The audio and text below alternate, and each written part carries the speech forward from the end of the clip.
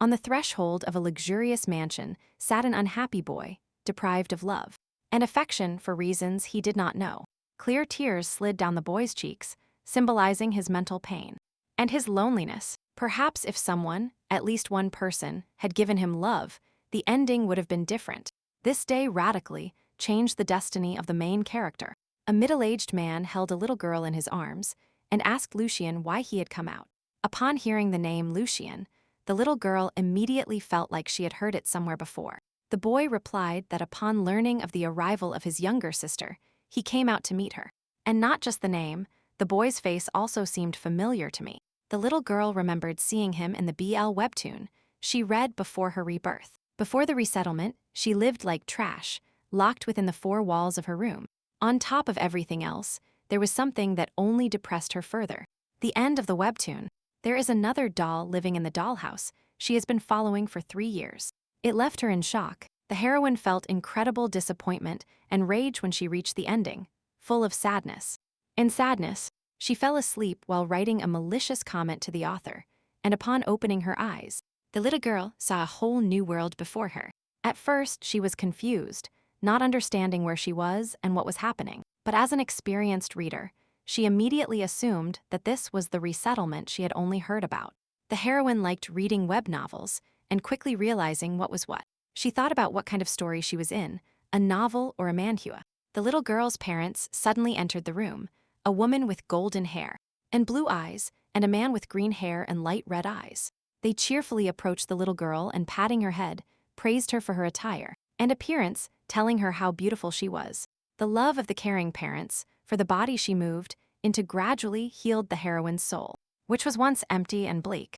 In time, the little girl completely got used to the life of the only daughter of Count Orlando's family.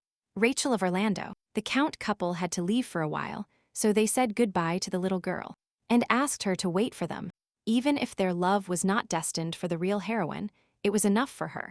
She just wanted to continue living such a happy life, but that day was the last. That day, her parents had a carriage accident and left this world. While Rachel was drowning in her sadness, her uncle took over the title and the entire family line. Then, an imperial duke approached her, who expressed his deepest condolences for the tragedy suffered by the Orlando couple, and told her that he was her godfather. Despite all her uncle's protests, the duke approached the little girl and told her that he was a close friend of her father, and he wanted to adopt her, promising her that from now on she could live in peace as he would protect her. At that moment, she felt safer with this man than with her greedy uncle. Taking the little girl, the duke boarded the carriage and they headed to his mansion. There was silence in the carriage all the way. They traveled in silence. Looking at her new guardian, Rachel tried to remember where she had heard the name Duke Leon. The heroine, upon getting out of the carriage, saw before her a beautiful mansion rising majestically in front of her. Rachel was amazed by its beauty and grandeur. Suddenly the duke, smiling, picked up the baby in his arms. He looked at her with a gaze full of longing and told her that everything belonging to the ducal family was now hers. The duke gently hugged the baby and told her that she was Liam's daughter and that, therefore, she was also like his own daughter to him. Their conversation was interrupted by the duke's son, who called out to his father. The duke then looked severely at his son and asked him why he had come out. The duke was pleased with the answer from his son Lucien, who said he had come out to meet his younger sister. He introduced Rachel of Orlando to his son Lucien and told her that they would now live together as one family.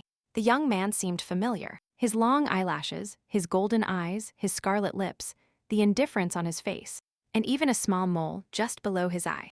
This was the main character of the BL webtoon the little girl read before her rebirth. Lucien was her favorite hero, the repentant madman Lucien of Leon. The heroine was stunned when, looking at her, the duke added that she would soon become Rachel of Leon. It was at that moment that the little girl realized exactly whom she had possessed. In the novel, Rachel, whose body she took over, was Lucien's younger sister. Duke Leon spoiled Rachel too much when she was a child, and she grew up to be an arrogant scoundrel. She bullied Lucien in every possible way. Therefore, in the end, she turned out to be cannon fodder, the first to fall at Lucien's hands. The heroine was horrified to realize the role she played in this story. The Duke and Lucien looked at the little girl confusedly. The heroine only thought that she did not want to die. Moreover, she did not want to die at the hands of her pet. First of all, the Duke took the little girl to his room, which was quite large and colorful, and as soon as she was alone, she sank onto the large, comfortable sofa. She needed to analyze and sort out her thoughts. In the BL webtoon, Lucian's early years were extremely unhappy. He was a boy with a sad past, as his father cruelly abused him. Lucian's father and the man who brought Rachel to the estate, Duke Pedro of Leon, also suffered abuse from his father, the previous duke. The reason for this was his love not for women, but for men. And the one he loved was Rachel's father, Liam of Orlando, and the two carefully cultivated their love under the guise of friendship. Until one day, the previous duke found out about this, and from then on, the beatings began. And psychological violence, supposedly for educational purposes. He could not accept the fact that his son preferred men and caused their breakup. By then, the duke had completely brought his son to his knees and ended up marrying the woman chosen by his father. Renouncing his feelings, Petro was determined to leave the remorse behind, and the love for Liam, and to become a good husband to his wife and a wonderful father to his unborn child. However, he could never love his son, who was like two peas in a pod to his hated father. As soon as the heroine recalled how everything started, she took a deep breath, because male love was even featured in the parents' story. But the most important thing for her now is Lucian's condition and the fear of her own death. After thinking about this, Rachel realized that not everything is so bad yet, and that living under the same roof with her favorite can make a passionate fan happy. While she was lost in thought, someone suddenly knocked on the door. At a sudden knock on the door, she got up on the bed and, confused, answered to come in, and then Lucian, having received permission, entered the room. At that moment, before the eyes of a devoted fan, her favorite character shone brighter than all the stars. And when such a bright and impressive figure appeared behind the door, I closed my eyes. Entering the room, he announced his desire to talk. To her surprise, the little girl smiled and invited him in to sit down and talk. Surprised by such a warm welcome, Lucian narrowed his eyes and sat down opposite Rachel with an expressionless face. His mere presence awakened delight in the little girl, who could not take her eyes off her pet. Then a maid entered the room and announced that from now on, she would be Lady Rachel's personal maid. Seeing the young merchant in Rachel's room, the maid was stunned by surprise. The heroine was delighted. She decided that the maid had arrived very opportunely and asked her to bring tea. However, the maid kept staring at the boy bewilderedly. Rachel did not like the maid's look. She disliked looking at Lucian that way, and the boy hurried to say that he had only come for a short time. The little girl looked severely at the maid and told her that her brother had come to her, and that she did not understand what the problem was. The maid's expression quickly changed when Rachel's harsh words reached her ears, and she politely replied that she would bring it now. After the maid left, the little girl offered her tea to Lucian with a smile, and added that she had not tasted it yet. But the boy slowly shook his head, refused, and said he couldn't. Rachel asked surprised why he said that. Upon hearing his answer that it was not time to eat now, the heroine's mouth dropped open in shock because she thought this was nonsense. Because the guy was not in the army. At that moment, the little girl realized her destiny. She moved to save her pet. In her eyes, Lucian looked painfully thin and deeply sad.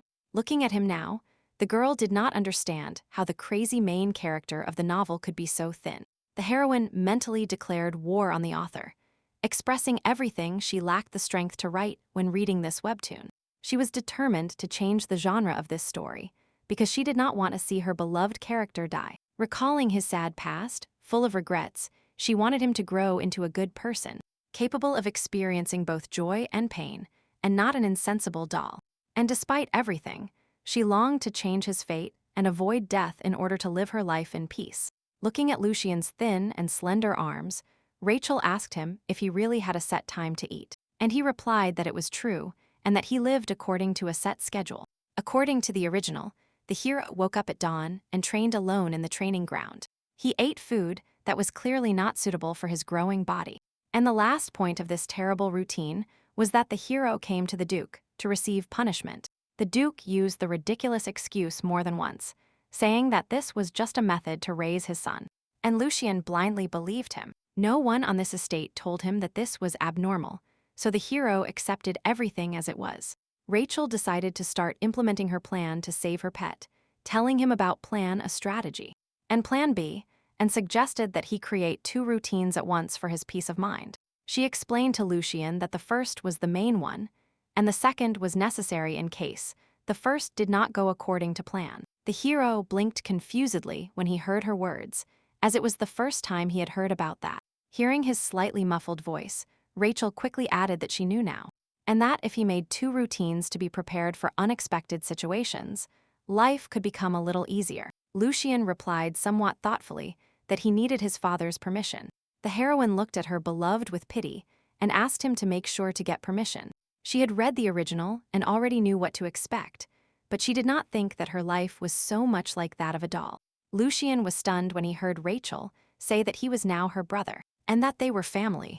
Defiantly wiping away her tears, the heroine said that their family always gathered for tea. After hearing the little girl, the hero nodded slightly and promised to ask his father for permission. Rachel thanked her brother with a bright smile. She said she would look forward to it. After tea, the little girl asked Lucien and told him that she had a great time. She said it from the bottom of her heart, to which the hero, upon leaving the room, smiled slightly for the first time.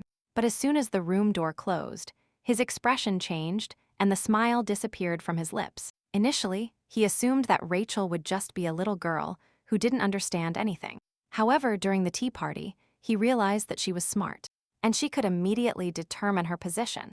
After meeting her, Lucien also realized that his situation was different from hers, that he hadn't even managed to get recognition from the head of the family. He thought that perhaps she had deliberately tasked him with the impossible task of having tea. After Lucien left, the maid formally presented herself again, saying her name was Amber, and that she was her personal maid. Rachel greeted her with a polite smile. After the official part, the maid said she would help her put on a new dress and take her to the dining room. Rachel changed and followed Amber to the dining room. As Rachel walked down the hallway, she thought about her next steps. First of all, the heroine had to avoid the lamentable end that the original had prepared for her. Secondly, she wanted to save her pet Lucien from terror. And to achieve her goals, first and foremost, she had to change the Duke's feelings. While thinking about the Duke, she also thought about Lucien's mother and wondered if she would be present at dinner. Duchess Camilla of Leon is Duke Pedro's partner in a political marriage. As far as the heroine knew, the Duchess suffered from depression. Therefore, she did not know, or simply pretended not to know, what kind of treatment Lucien had to endure. As Rachel thought about it, she realized that there wasn't a single person in this house who didn't show signs of mental illness or trauma. Amber looked at the little girl while sighing softly and announcing that they had arrived. The maid, opening the door for Rachel, informed the Duke that my lady had arrived. The heroine quickly entered, walking from the dark hallway into the bright dining room, and saw the Duke, who was sitting alone at the end of the huge table. Rachel was stunned as she looked in the Duke's direction after her eyes finally adjusted to the bright light of the dining room. She was surprised by the abundance of dishes on the table. Seeing the little girl, the Duke smiled tenderly and invited her to the table. Rachel looked around and noticed that neither the Duchess nor Lucien were at the table. She assumed they were simply running late and quickly walked to the seat next to the Duke. And with Amber's help, she sat in her chair. Taking her seat at the table, the girl greeted the very cheerful Duke with a smile. Since there were too many dishes on the table, the heroine casually asked if anyone else was coming, to which the Duke replied with a smile that he wanted to spend time alone with his daughter. Hearing how tenderly the man called her daughter, the heroine understood why the real Rachel behaved so arrogantly towards others. Rachel thanked him without extravagance. She appreciated the kindness with which he treated her and the attachment he felt towards her. However, this was a bit burdensome for the little girl, as she believed this care should be reserved for Lucien. She felt somehow out of place, because from her point of view, she was taking away all the love that belonged to Lucien. Although Rachel smiled, she felt completely uncomfortable in such an atmosphere. Rachel looked at the Duke and asked permission to ask a question. After receiving permission, she asked him if he really intended to adopt her. The Duke was a little surprised to hear her question and very seriously answered in the affirmative, saying that it was a godfather's duty to become her guardian.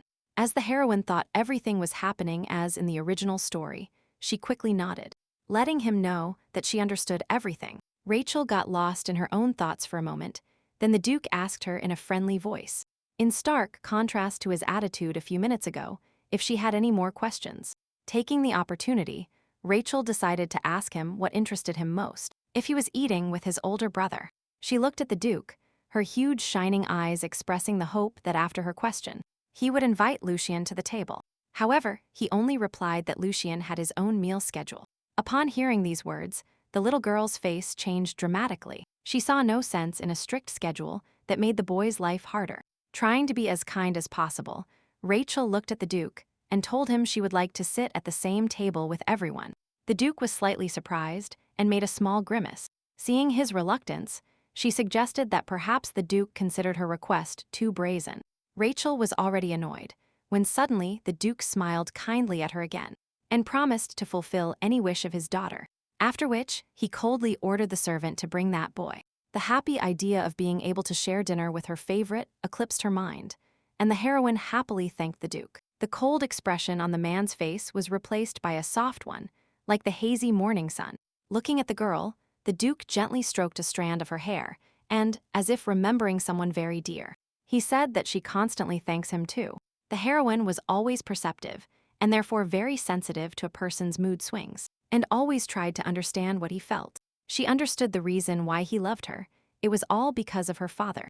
Looking at her, he saw Liam. If the heroine didn't know this, she would most likely be like the original Rachel.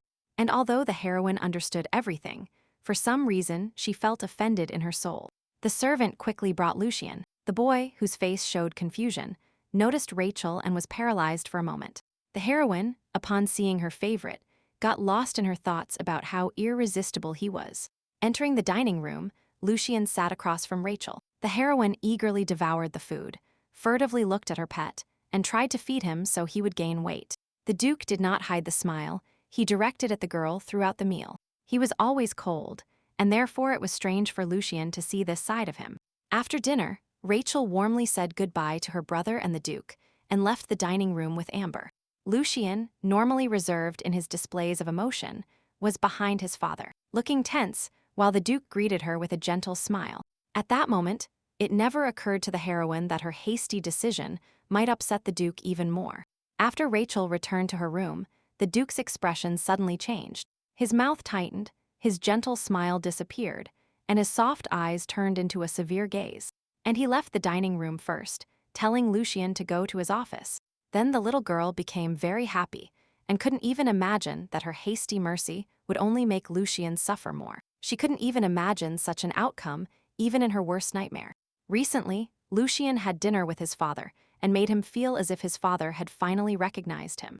However, in the office where he was taught discipline, the Duke, in his usual stern tone, asked about his meeting with Rachel without permission.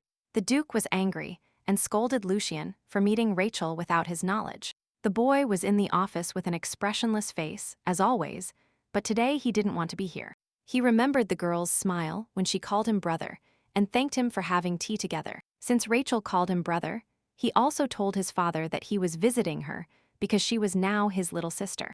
But the Duke accused him of somehow convincing an innocent child to invite him to dinner. The Duke became furious and scolded Lucien, telling him never to do anything stupid again. Under the pretext of the need to correct his poor head, the Duke punished him again. Upon leaving his father's office, Lucien had difficulty breathing. He walked with difficulty to his room, leaning against the wall. At that moment, his only wish was to quickly return to his room where there was no one. The Duke's attitude towards his adopted daughter was surprisingly different from the one he had towards his own son.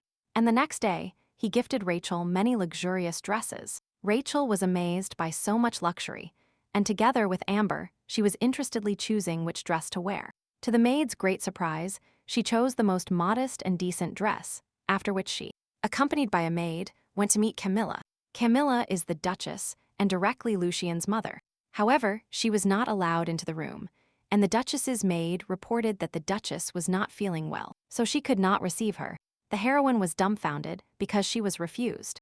But on the other hand, she understood that this was to be expected, because no one would want to see the stepdaughter who was arbitrarily brought by her husband, especially if she was the daughter of his lover. From the moment of her marriage, it was evident that the Duchess would fall into depression, because she was forced to have a husband in a political marriage who would never love her, and hates his own son. Moreover, she only cared about the daughter of her past love. In the original, the Duchess's feelings reached a peak, and she finally fell into a deep depression. She realized that the first button of this marriage was already fastened wrong, and she blamed the Duke for it, after which she fainted and died. the heroine asked the maid to tell the Duchess that she wished her a speedy recovery. Sincerely, she wanted Camilla to overcome her mental illness and start taking care of her son before it was too late. After this, the heroine became convinced that now there was no one to take care of Lucien except her. Since the meeting with the Duchess did not take place, Amber asked Milady if she would return to the room, but the little girl answered negatively. Rachel asked Amber where her brother Lucien was now. The boy, according to his schedule, was studying in his room. Learning this, holding a basket with snacks in her hands, she headed towards her pet. Lucien was surprised to see Rachel at his room door. She said with a smile that she had brought delicious fruits to eat together. However, the boy refused, saying that now, according to his schedule, he had to rewrite the history books. Rachel became sad again when she heard about the schedule, because she hoped to be able to feed him at least a few times. She asked about the two schedules they had talked about before, but Lucien said that his father had decided to leave the main schedule unchanged. The boy explained that only in this way could he become an ideal successor, capable of managing the family. Upon hearing her say that in this case she would not be able to interfere with his routine, Lucien thought that now Rachel would give up, because children often give up easily when things do not go according to their plan. However, unexpectedly, the little girl brought the grape to Lucien's mouth to feed him. When Lucien looked at her dumbfounded, she said with a bright smile that in that case she herself would put a grape in his mouth. He did not expect this and did not know what to answer. Meanwhile, the little girl explained to him that he could keep cheating and that he only needed to open his mouth when she spoke. After which, she again brought the fence to his lips, tried to feed him, but he did not open his mouth, and I tapped Lucien's lips. Noticing that the boy remained motionless, with shining eyes, she began to sing a children's song so that he would open his mouth. After the little girl repeatedly tried to feed him, Lucien finally opened his mouth. Rachel quickly put the grape in his mouth as he slightly opened his mouth, and she was extremely happy to have been able to achieve her goal. She cheerfully asked him if it was tasty and if he liked the fence. Not receiving an answer, she became upset, thinking that perhaps she had been too persistent. Confused, the heroine stared at him, blinking stupidly. She looked at her favorite character and tried to understand what his blank stare meant. Rachel saw a momentary confusion on his expressionless doll face. She stared at him, hoping he still liked it. Trying to be as polite as possible, she told Lucien that he could ignore her and continue studying. At that moment, he realized that he had made a mistake by getting distracted by Rachel. While Lucien was replacing the damaged sheet with a new one, the heroine invited him to try the raspberries. Without waiting for an answer, she again reached out her hand to bring the raspberry to his mouth. He impassively looked at Rachel's small fingers, with which she held the fence. Suddenly, someone knocked on the door. Opening the door slightly, Amber told Rachel that the Duke was calling her, and that she had come to accompany her. Rachel was surprised and disappointed, but she could not ignore the Duke's words. Before leaving, she left a basket of fruit for Lucien and asked him to make sure to eat it. She also wished him strength for rewriting. For some time, Lucien stared motionlessly at the door through which Rachel had left. Then he turned his gaze to the fruit basket. Lucien took a raspberry out of the basket and decided to taste it. However, as he expected, the raspberries turned out to be completely tasteless. But at the same time, the raspberries that Rachel gave him were delicious. And it was very strange, because he had a secret that no one knew, under the influence of the black substance. He lost the ability to taste. The creature suggested that this was possible due to the special magical waves emanating from the girl. But Lucien did not want to listen and ordered the creature to be silent. A month later, the Leon family officially adopted the heroine, and she became Rachel of Leona. However, the Duchess still avoided meeting her and conveyed through the maid that it was difficult for her to see her. The heroine understood why Camilla refused to accept her, but if she didn't come to greet her, she would offend her even more. Rachel only had one request for the Duchess, to take care of her son, while for the Duke nothing had changed. He was still affectionate and friendly towards her. However, as soon as he started talking about Lucien, a discontent that was hard to hide appeared on his face. She silently prayed that the Duke would start thinking about his own son. Lucien hadn't changed either. He also trained hard, and under the scorching sun, it shone as brightly as an angel descended from heaven. He still followed his damned routine. Therefore, the heroine decided to find an escape for him, and upon seeing Lucien, happily ran up and offered to take a short break and have a snack. But when she tried to get close to him, he stepped back. The heroine was so shocked by his reaction that she froze. Lucien was embarrassed. He didn't understand why he was doing this. He moved away from her and said that it was dangerous, so she shouldn't get close to him while he was training. The heroine cheerfully called him again, and he, upon hearing her voice, turned to her. Pointing to a nearby bench, he suggested that she sit down so he could take a short rest and drink the refreshing iced tea she had brought. Lucien agreed, and putting his sword aside, walked towards the bench and sat down next to Rachel. His sweaty black hair, clinging to his forehead, shone like obsidian. He carelessly combed it back, and in Rachel's eyes he was, as always, irresistible. Rachel gave him some iced tea to drink and cool down. Suddenly, he called her by her name, which made her incredibly happy. However, his next words, that her frequent visits put him in a difficult situation, surprised her. He explained that he had to move according to a routine. Seeing Lucien sigh softly, she thought perhaps he was disappointed. This was the first time she had seen him like this. Throughout the whole month, she deliberately wandered around the castle, looking for him. And when she found him, she greeted him with energy and joy, and deliberately tried to prolong the conversation as long as possible. Therefore, it was to be expected that she managed to get quite tired of him. Seeing that the heroine fell silent and sad, he explained that it was because she was not on his schedule. Thinking that he was pointing out her indiscretion, she apologized and promised not to act like that in the future. But Lucien explained to her that he meant that the problem was only with the set schedule, and not at all that he did not want her. Rachel was perplexed, realizing that he cared about her and didn't want his words to hurt her. This was the first time Lucien, who looked like a doll, expressed his feelings in this way. Then, since the problem was not his aversion to her, but only his schedule, she asked to include her in his schedule. Lucien was stunned. He wanted to say something, but stopped mid-sentence and immediately tightly pursed his lips. She stared at him as if possessed, because at that moment he had a very cute expression on his face. Not understanding why she was acting so strangely, he simply blinked and looked at her. Lucien slowly blinked and brought the iced tea to his lips thoughtfully. The heroine, like a true fan, even admired his way of drinking. After drinking his tea, he hesitantly asked her if she wanted him to include her in his schedule and to accompany him all day. Rachel was incredibly happy. She really wanted to get up and dance on the spot. She wanted to ask him to do exactly that, but common sense prevailed in the end, and she replied that she only asked for time in his schedule so she could come, and then he could pay attention to her. After thinking for a while, the hero said that he needed to get permission from his father. When the little girl replied that everything was fine and she didn't want to cause trouble, Lucien's eyes widened in surprise. Only a month had passed since they met, so he didn't want to rush things out of his desire to develop their relationship as quickly as possible. After she replied, he looked at her and promised that he would ask his father. His late but positive answer made Rachel happy again. She stood up, unable to stand still, and her heart beat happily with anticipation. Rachel was so happy that she had a bright smile on her face, and her hands were spinning the skirt of her dress. She was so absorbed in joy that she didn't even notice that Lucien had been looking at her the whole time. Suddenly, the Duke tenderly called his beloved daughter. Hearing his father's voice, Lucien jumped up from his seat, but the Duke didn't even look in his direction. He gently patted Rachel on the head and told her that, according to Amber, her dress was ready, and that she needed to go for the fitting.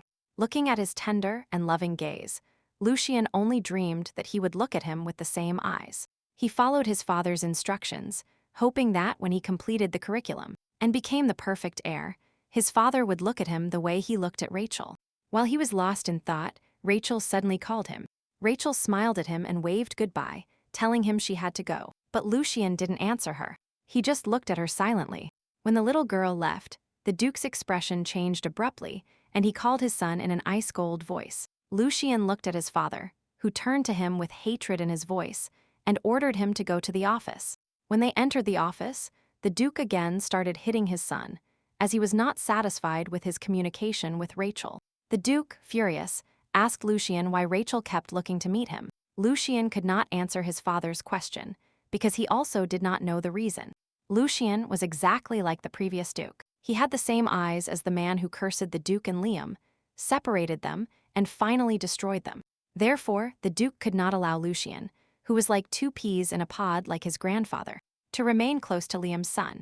The Duke called Lucien disgusting and accused him of trying to use the girl against him. Holding his breath, Lucien replied, almost choking, that he had never thought of such a thing. Then, the Duke ordered that in the future he should not indulge her, even if she came herself. And he did not think that he could remain close to her. When Lucien left his father's office, he thought that he was actually jealous of Rachel.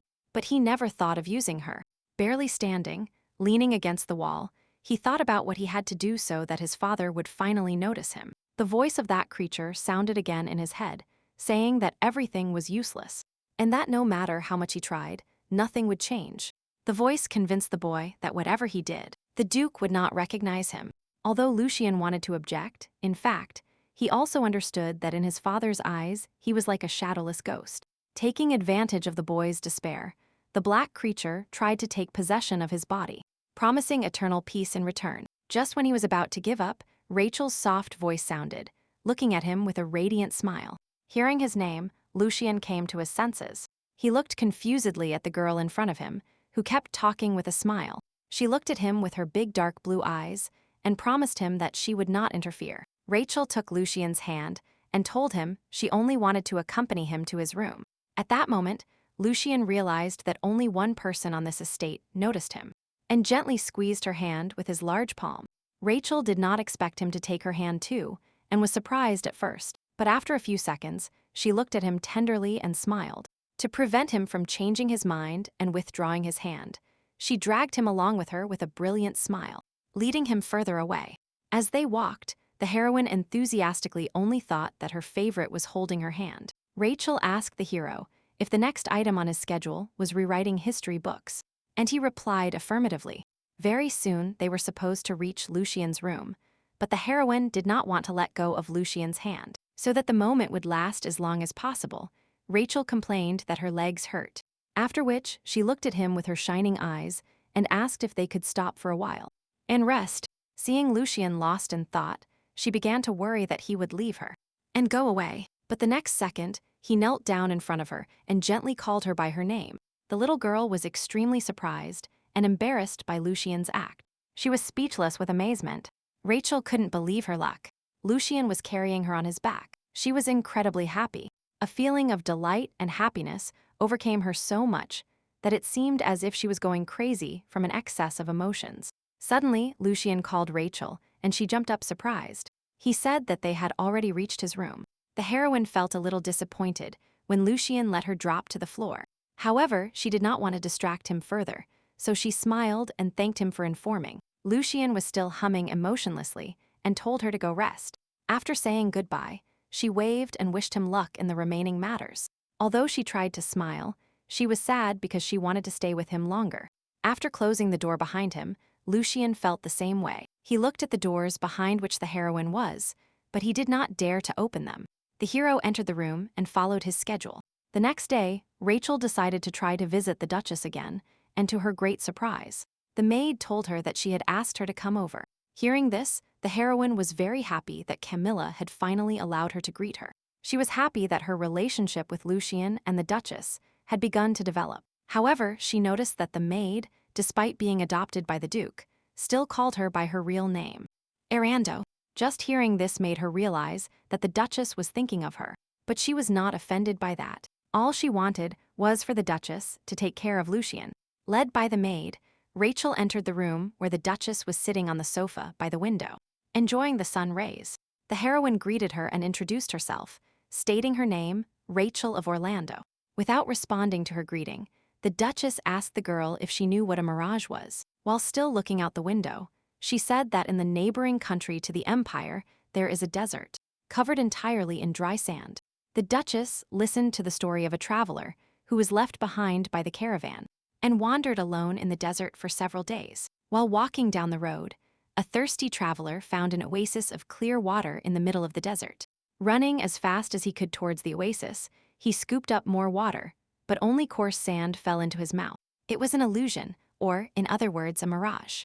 After finishing her story, the Duchess asked Rachel what she thought about it. "Do you think mirages only happen in deserts?" While the girl looked at her confusedly without waiting for an answer, Camilla said that she hoped never to bury her head in the sand, confusing a mirage with an oasis. Upon hearing these words, the heroine realized that this was a warning, that what she was enjoying now was just a mirage. She realized that with this story, the the Duchess warned her not to let her guard down, being deceived by an illusion that would one day disappear. Rachel easily agreed with the Duchess's words, as she also did not plan to stay in this house forever. She just wanted her pet Lucien to find happiness and live the life of an ordinary person. And then she would have nothing to regret. Then the girl smiled with the kindest and most harmless smile she could, and told Camilla not to worry about it. The heroine originally planned to disappear when this day came. At that moment, Lucien was training as usual in the training ground under the scorching sun. As usual, Rachel came to him at that time, but today he was not there. Realizing that she was still not there, Lucien thought that perhaps he was a little late. But the dark creature again began to sow doubt in his heart, whispering to him that this girl would not always look to meet him, because the Duke treated her differently. He told him that she might even take his place as heir. After Rachel spoke with the Duchess, she became convinced that she was not happy with her appearance. However, they would have to live under the same roof for some time, so she did not want to get into a conflict with her. Upon leaving the room, she saw the Duke's assistant, who asked her how her meeting with the Duchess went. After which, with a benevolent smile, he said that the Duke was calling her to his house. Rachel was a little surprised because she didn't know why he might be calling her. As soon as the heroine entered the Duke's office, he happily jumped up from his seat and invited his daughter to come in. Approaching, he joyfully invited her to go for a walk together. The Duke enthusiastically said they would go shopping, that he would buy her anything she wanted, and then they would eat delicious desserts from the pastry shop. Of course, she did not hate the Duke, because he treated her so well, so she happily agreed. Upon hearing her answer, the Duke eagerly took her hand and walked forward, calling for her to follow him, informing her that the carriage was already waiting for them. However, the heroine wanted Lucien to enjoy the walk too, so she decided to ask the Duke about him. But as soon as she asked about it, the Duke's expression turned cold. The Duke sadly asked her if she really didn't want to go for a walk alone with her father. Realizing they were rushing too much, she replied that she would be happy to take a walk alone with the Duke. But the Duke replied that he would be happier if his daughter called him dad. It's not that she didn't like the Duke, in fact, she just couldn't call him father. Noticing her confusion, the Duke patted her head affectionately and told her that everything was fine, and that he understood that she was still uncomfortable. The heroine could not help but become attached to the person who smiles at her, sincerely giving him her love. But she understood that it would be difficult for them to become a real family, because everyone's feelings would change afterwards. She, of course, felt sad because Lucien would not go with them, but she tightly squeezed the large hand and warmed one of the Duke, and they left together. Lucien had doubts in his heart and kept thinking that perhaps Rachel would really become the successor. The more he thought about it, the harder it was for him to breathe. Walking down the hall, he remembered that when he was out of breath, struggling to stay standing so as not to fall, suddenly 2 servants appeared in front of him. The workers were surprised to see the young master in such a state. They looked at each other confused, not knowing how to react to this.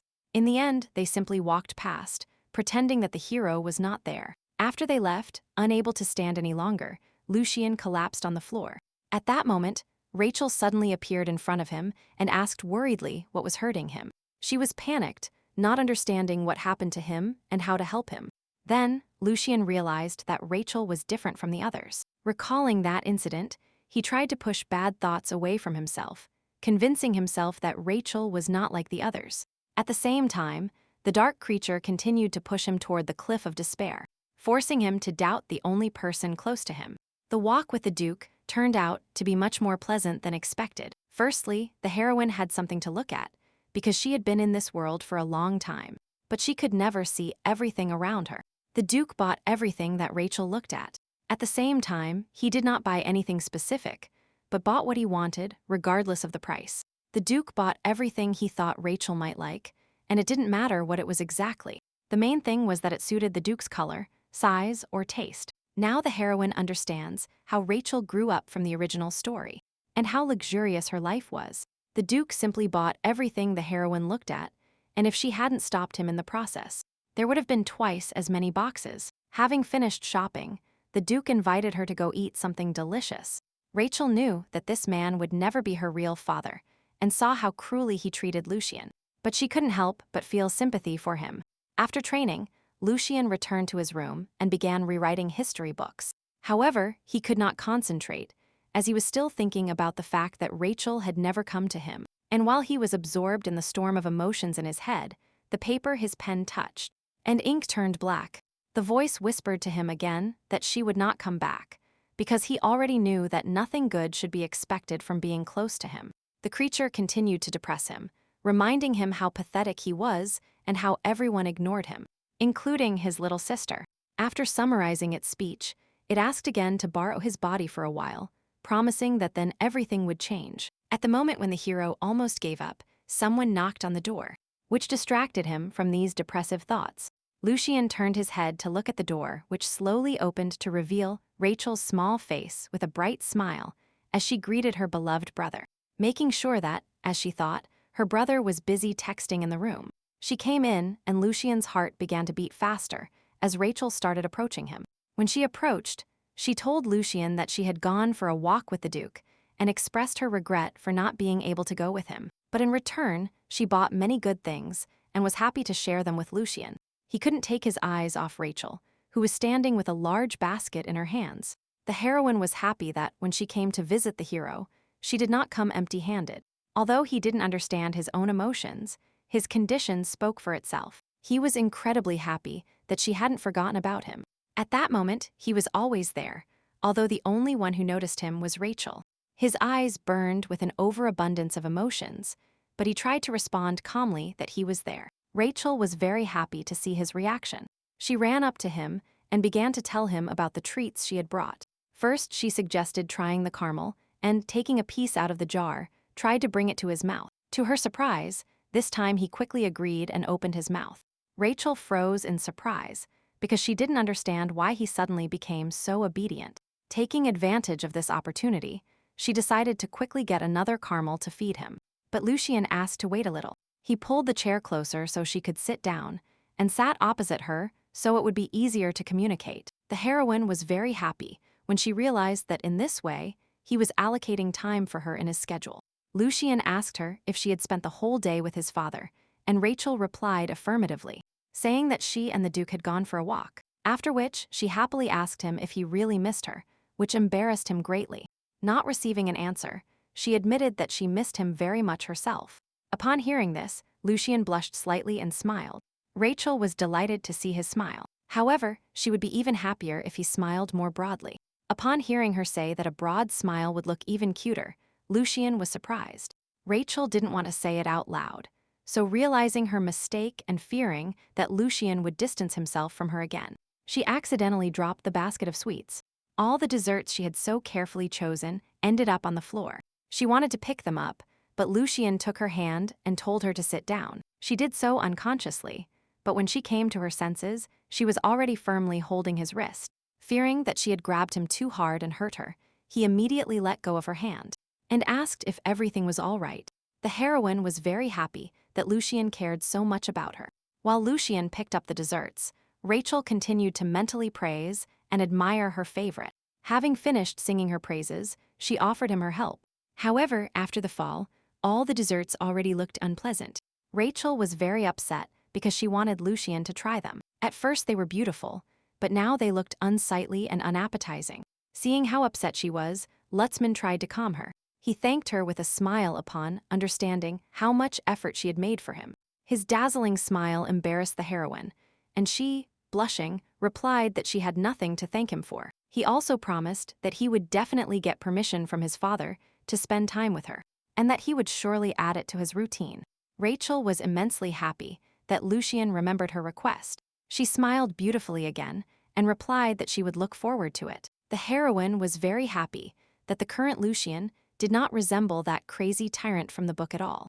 Although the appearance of the cakes had deteriorated, this should not have affected the taste. So she started feeding her brother again. She wanted to achieve a happy ending for herself and her pet at any cost. Night fell and the city was enveloped in darkness. After finishing her conversation with Lucien, Rachel returned to her room. The silly smile did not leave her face, as her pet's bright smile was still before her eyes. She thought she had nothing more to wish for, but suddenly remembered there was something. Now she was eager to see Lucien and Noah live a happy life. In the original, the two had an unhappy ending. Although they loved each other, they could not avoid the misunderstandings accumulated due to lack of communication. And several canon characters who were in love with Noah only fueled these misunderstandings. Comparing her age and Lucian's, the heroine concluded that the original story she knew had already begun. Soon the main culprit of the novel's tragic ending and the most important supporting character would appear. Oscar. In the original, the hero, after having killed everyone in his path, headed towards his beloved. He slowly walked towards the bed where his beloved Noah lay. Lucian gently stroked Noah's golden hair. Looking at his lifeless body, Lucian asked how he could live without him. Then, without the slightest regret or hesitation, he followed his beloved, plunging the sword into his chest. Seeing the death of her pet, Rachel woke up abruptly, feeling palpitations and rapid breathing. Realizing it was only a dream, she felt relieved. At the end of the original story, after Noah's death, Lucian ended his own life. The heroine could not allow Lucian to die, because at all costs, she was determined to change the ending. Rachel wanted to achieve an ending where Lucian and Noah found happiness, and she quietly left the Leon family. After the girl left, Lucian continued looking at the jar of candies for a while. Upon waking, the heroine first ran to her pet and took a huge basket. At that moment, Lucian was training alone in the training ground as usual. When he saw Rachel, he was happy and greeted her with a smile. Her smile was as pure and innocent as an angel's, which, upon seeing him, convinced the heroine once more, and again, that her favorite was an example of an affectionate boy. Approaching, Rachel announced that today she had brought iced tea and cookies, after which, with a smile, she offered to sit in the shade and eat together. Lucian was a little confused, as he was scheduled to train. Realizing his confusion, Rachel hurried to clarify that she would only take between 5 and 10 minutes, and that a short break would even be useful during training. Furthermore, to reassure Lucian, she added that if the Duke noticed them, she would say that she was the one who convinced him. Upon hearing about his father, Lucian remembered how furious he had been when he simply asked to include Rachel in his routine. Following that conversation, the Duke punished his son again for inappropriate behavior. Recalling that day, Lucian began to have headaches, and Rachel, who had been standing nearby the whole time, got worried when she noticed her brother's poor health. As the hero had an unhealthy constitution, he still urgently asked for a little rest. Without waiting for an answer, she took his hand and dragged him, telling him they urgently needed to get into the shade. She was sure that the reason for Lucian's poor health was his terrible schedule. Looking at Rachel now, the hero realized that she was very different from the person he imagined when he first met her. She did not ignore him and did not try to hurt him. On the contrary, she showed sympathy for him and sincerely cared. This was the first time someone had loved him so much. That is why he wanted to see her more often and for longer. As they sat on the bench, Rachel suggested that Lucian have some iced tea first. She continued to ask about his well-being and if he needed rest, but the hero calmly replied that it was only a slight dizziness. To make sure Lucian didn't get sick, the heroine decided to check if he had a fever. Her careless touch confused the hero, and he abruptly moved away, saying it was all due to the heat. Hearing this, the heroine calmed down a bit, but still asked the hero not to overwork. After drinking the tea, Rachel suggested he try the cookies too. Their pleasant time was interrupted by Amber, who was looking for the young lady. The maid told Rachel that the Duke was looking for her. She didn't know what the Duke wanted this time and didn't want to leave her pet, but she couldn't ignore the Duke's request. However, she had to go with the Duke. But before leaving, she told Lucian that he could leave everything here and that she would come back and clean it up later. She smiled and said goodbye to her brother, wishing him success in training, after which she and her servants headed towards the Duke. At that moment, Lucian realized how different his position was from his father's. The Duke could see Rachel whenever he wanted, while he had difficulty finding time for meetings. The Duke, as usual, greeted his dear daughter without hiding his joy. He then invited Rachel into the room to show her his new purchases. He said that her order was delivered today, and he wanted to show it to Rachel. When the Duke removed the cover, underneath was a cage in which sat a rare fox of the beastmen race, which was trembling with fear. Seeing it, he realized how accurate Lucian's phrase was when he described the fox as a white cloud falling from the sky.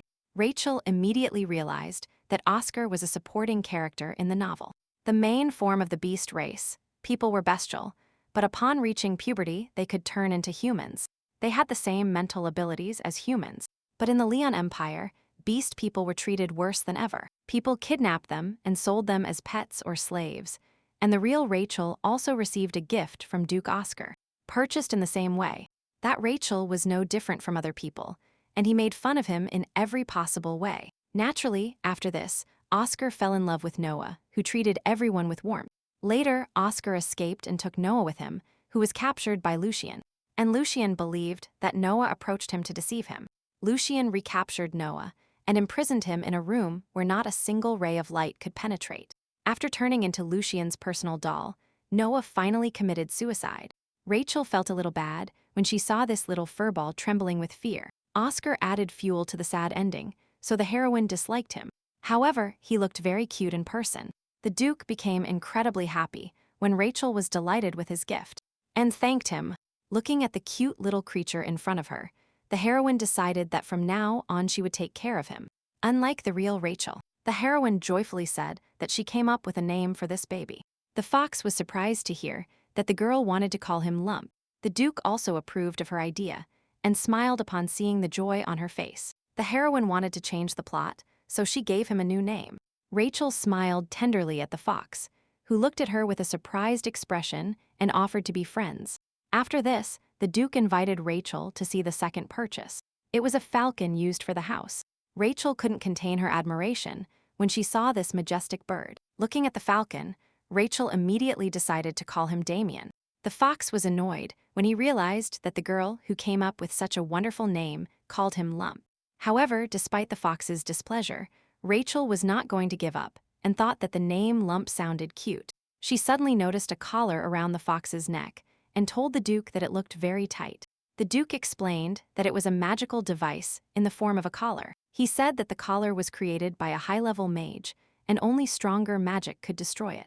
The Duke explained that falcons have been trained since childhood, so there will be no problems with him. But foxes are wild animals and can resist. And if the fox attacks her, the collar will tighten his throat.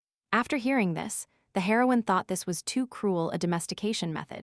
Rachel felt sorry for this cute little creature, but the Duke warned her not to trust the beast, as it was impossible to predict when it would bare its teeth at its owner. The heroine understood that he was right, because in the original Oscar betrayed the Duke. And Rachel escaped, but she still felt uncomfortable. Lucien's training time came to an end.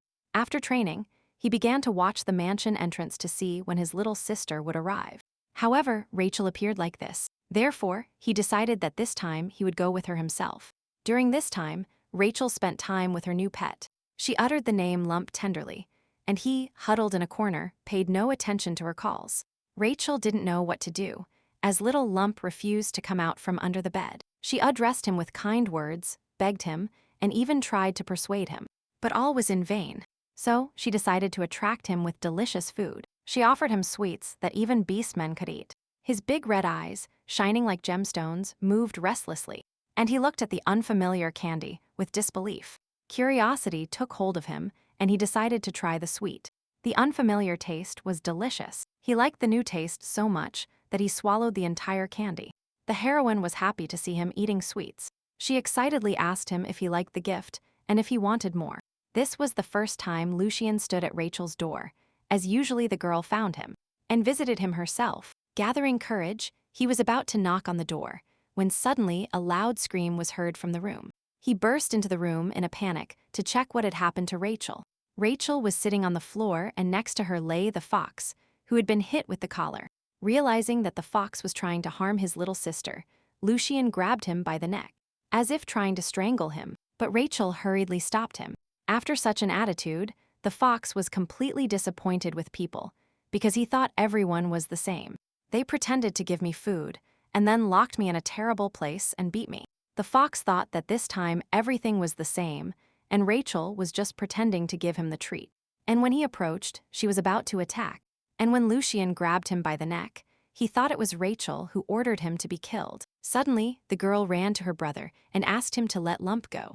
Lucien was bewildered by this request, as he believed the fox had attacked her.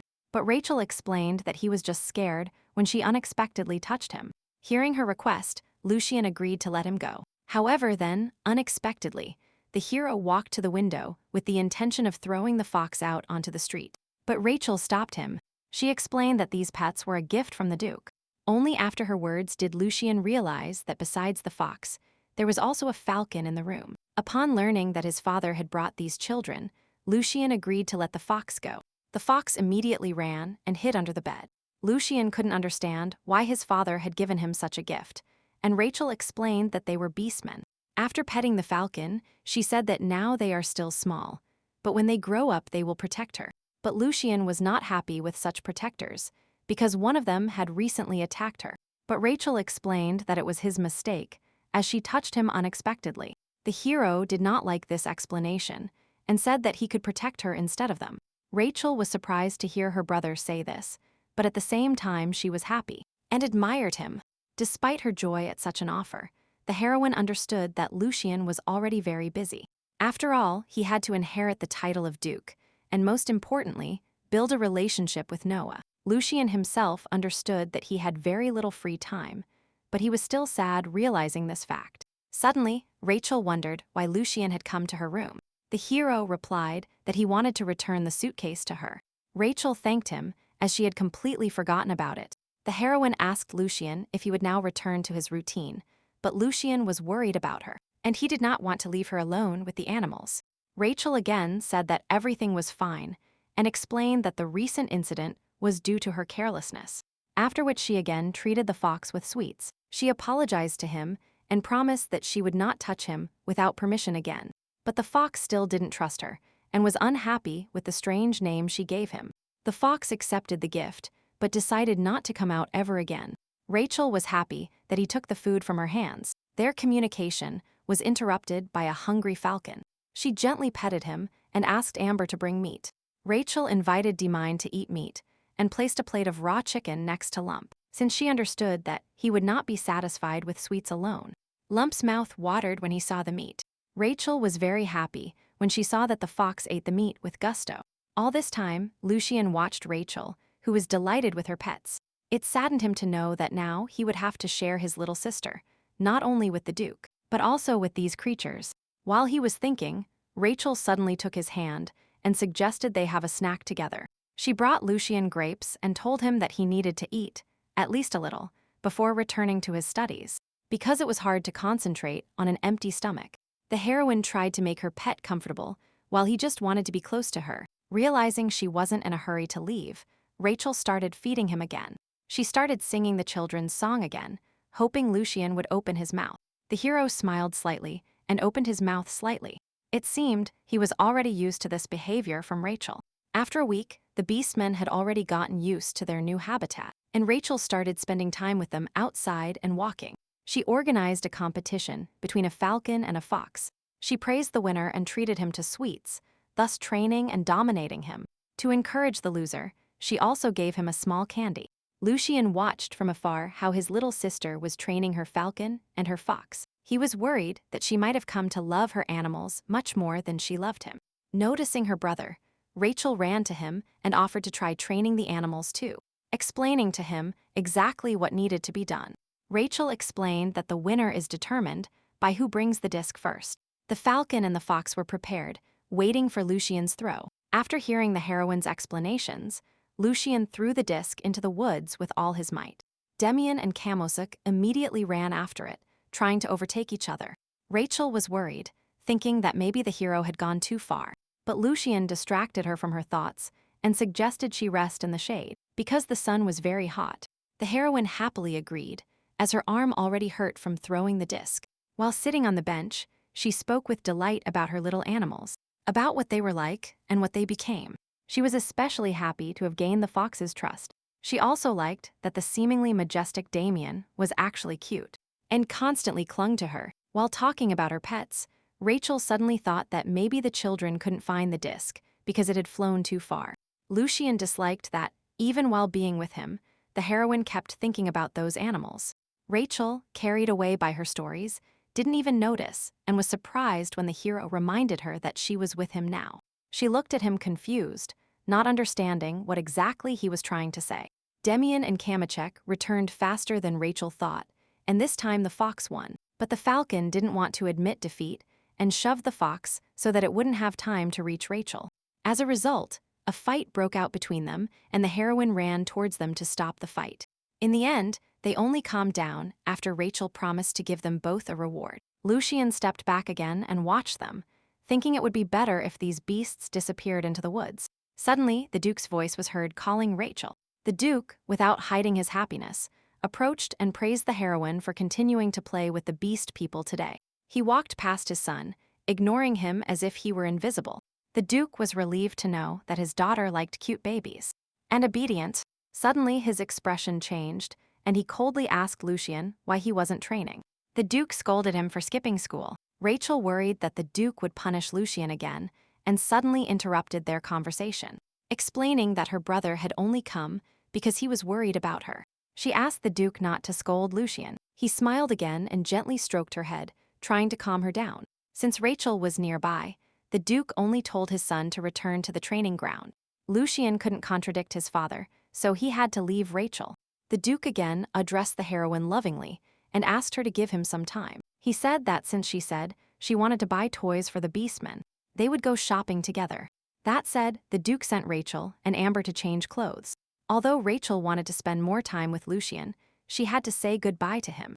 Lucien also wanted to spend time with her, so that no one would interfere, and the time would be exclusively for the two of them. After changing, Rachel went shopping with the Duke. She chose the items for her babies very carefully. The Duke, for his part, only asked her if she liked this or that item. As soon as she replied that she liked something, the Duke immediately bought it. He didn't care if this was necessary or not, he just wanted to make his daughter happy. When the Duke suggested they look for something else, Rachel refused because she believed she had already bought more than she needed. The Duke gently took her hand and invited her to get into the carriage.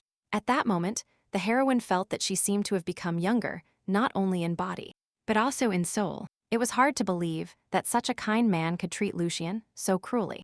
The heroine was confused, not knowing how she should treat the Duke.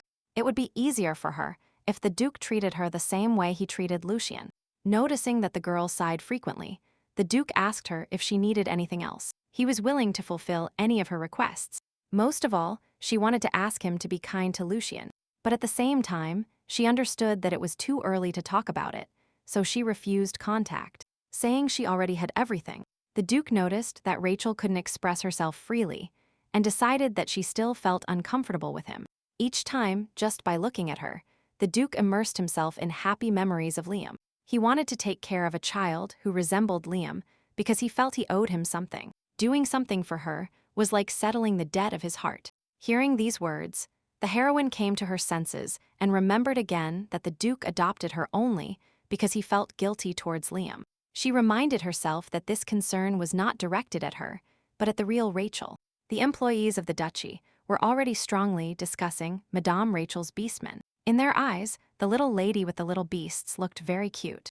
When Lucien passed by the maids, he heard them discussing that wherever Rachel went, the beastmen always accompanied her. Hearing that Rachel spent so much time with them saddened Lucien. Rachel was with them not only during his training. Whenever she saw him, she was always in the company of these animals. They were together in the morning, at lunchtime, and even at night, whereas Rachel's meetings with Lucien lasted no time at all.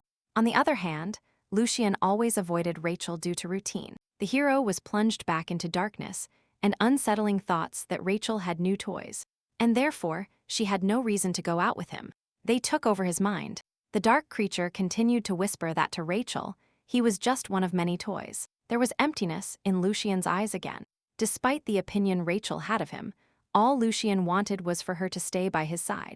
Lucien believed the problem was her beastmen. They might seem tame now, but they are wild animals. The hero worried that one day they might change and attack Rachel. His heart was uneasy, and if he couldn't separate Rachel from the beasts, then all he could do was stay by her side. Upon arriving at her room, Rachel happily showed the beastmen her purchases. She invited them to take turns opening the boxes to see what was inside. While she was talking about shopping, Kamosik brought a jar of sweets. Kamosik and Demian looked at her with their big bright eyes and asked her to give them some pieces. She told them it was bad for their teeth, but they continued to cling sweetly to her, waiting for a concession. In the end, she agreed to give them some, but only one to each. She was happy to see how eagerly they ate these sweets. The real Rachel had a bad relationship with the beastmen. The heroine was happy to have managed to receive this affection. While Rachel lived her life, she was happy to have met these animals, whose sincere love was directed only towards her. Realizing that his tight schedule meant he couldn't spend enough time with Rachel, Lucien decided to talk to his father. The Duke was surprised by his son's visit and asked the reasons for his coming. Lucien communicated his desire to include Rachel in his schedule. He asked to make time in his schedule to meet with Rachel. The Duke flatly rejected this request, as he was categorically against their meetings with Rachel. Lucien explained that he was worried about her safety and wanted to make sure the beastmen wouldn't harm her.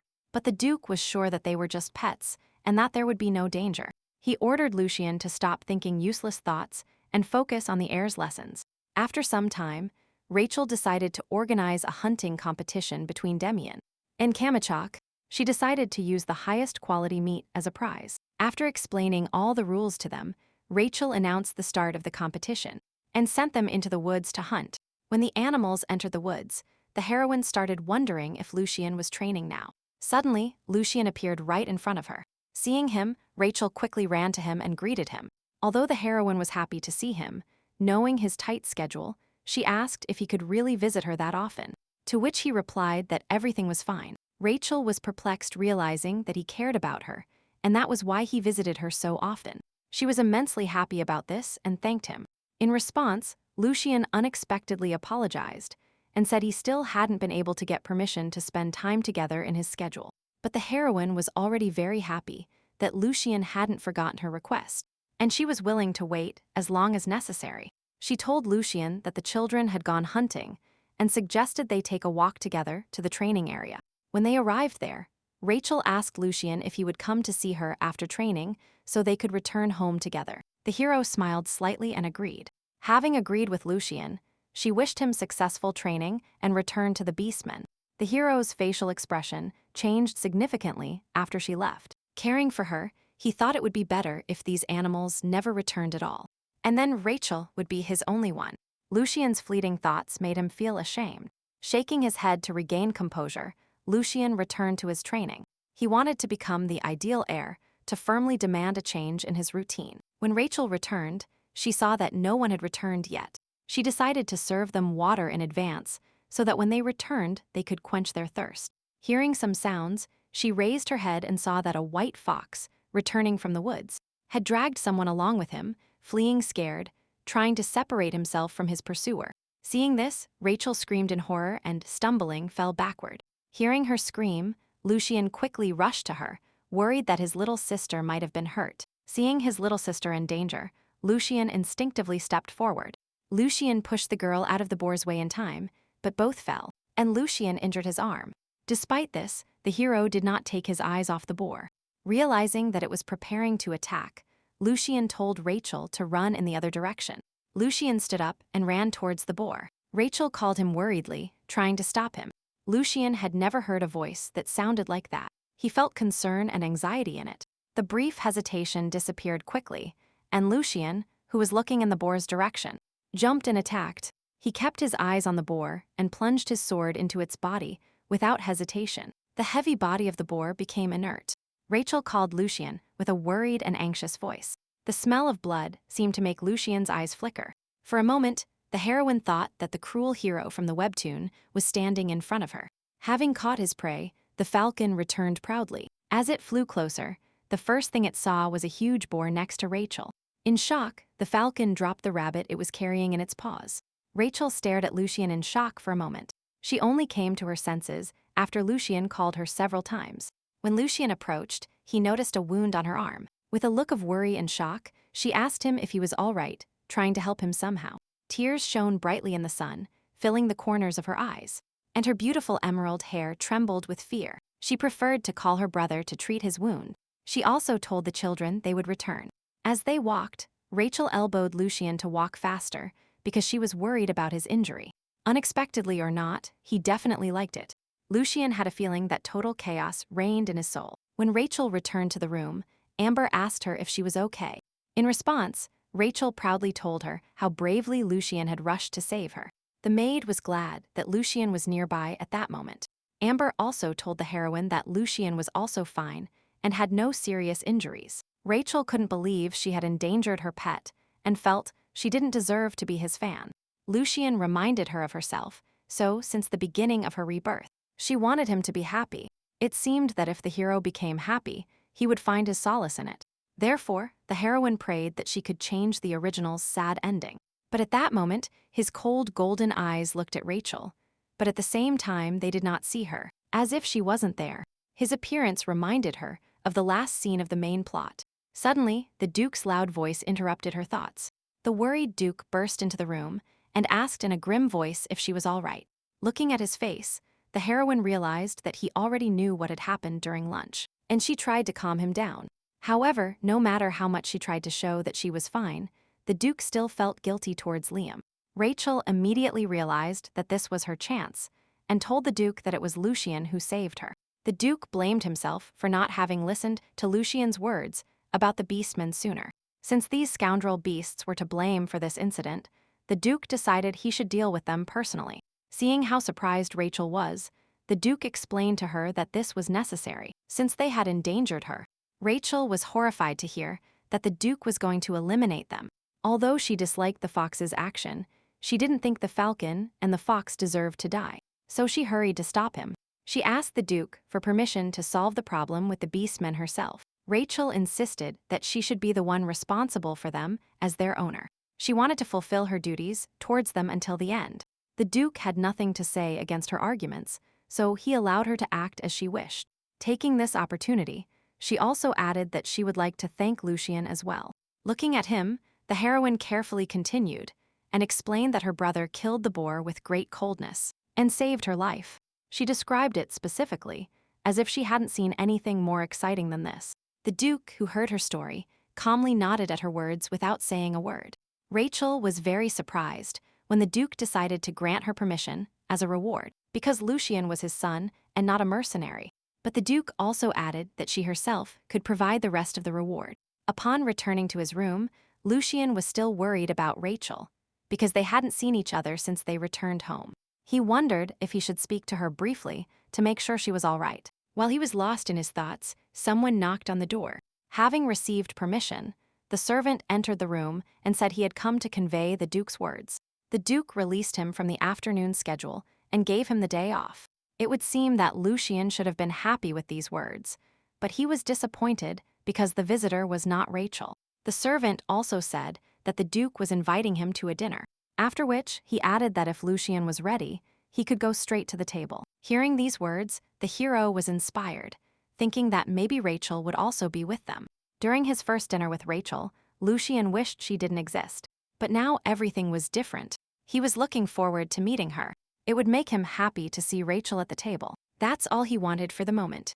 3 people were sitting at the festive table: Rachel, the Duke, and his son. But the Duke continued to ignore Lucien's presence and only looked at Rachel with a kind gaze. The heroine tried at least to ease the situation a little and help them get closer. But like his father, Lucien also looked only at Rachel tenderly.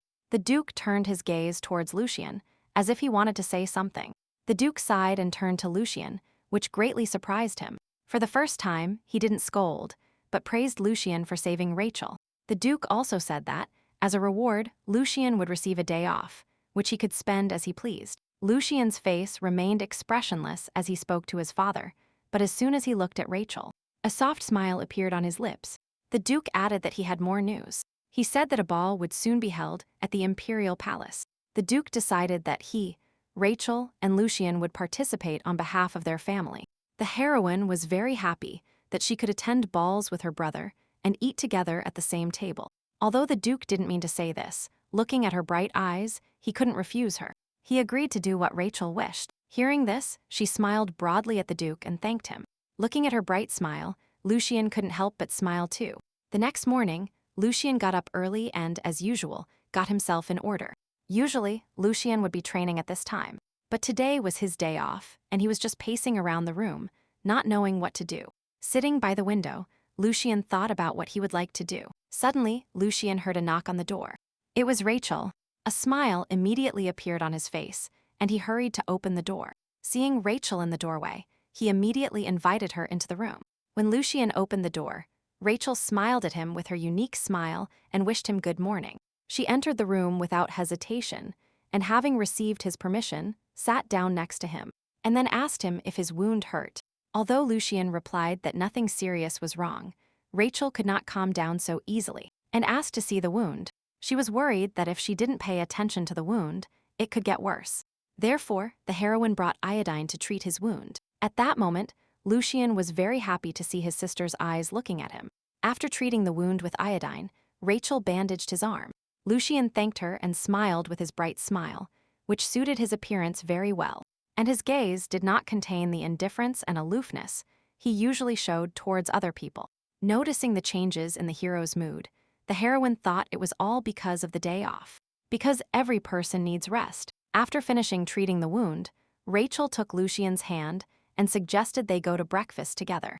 This time, only the two of them sat at the large table, because the Duke left early in the morning on business to the duchy. The maid said that the Duke would not be at breakfast and left, and also added that if they needed anything, they could ring the bell. The heroine was even a little happy to be able to have breakfast alone with her pet. Lucien also felt more comfortable in his father's absence.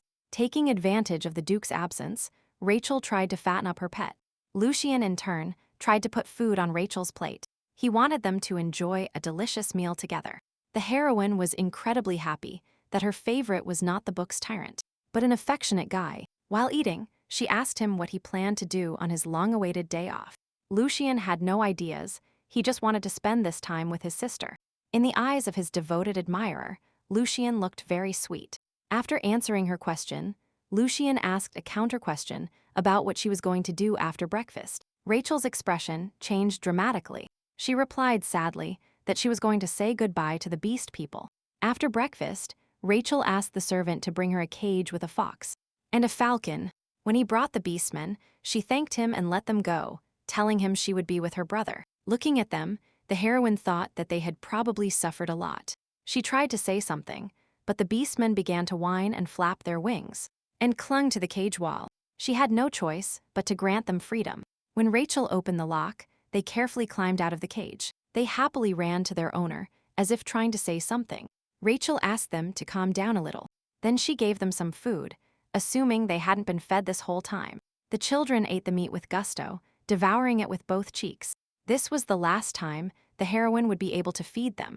Looking at the tight collar, Rachel wanted to take it off, but she didn't know how. Seeing the worried look on his sister's face, Lucien asked what happened.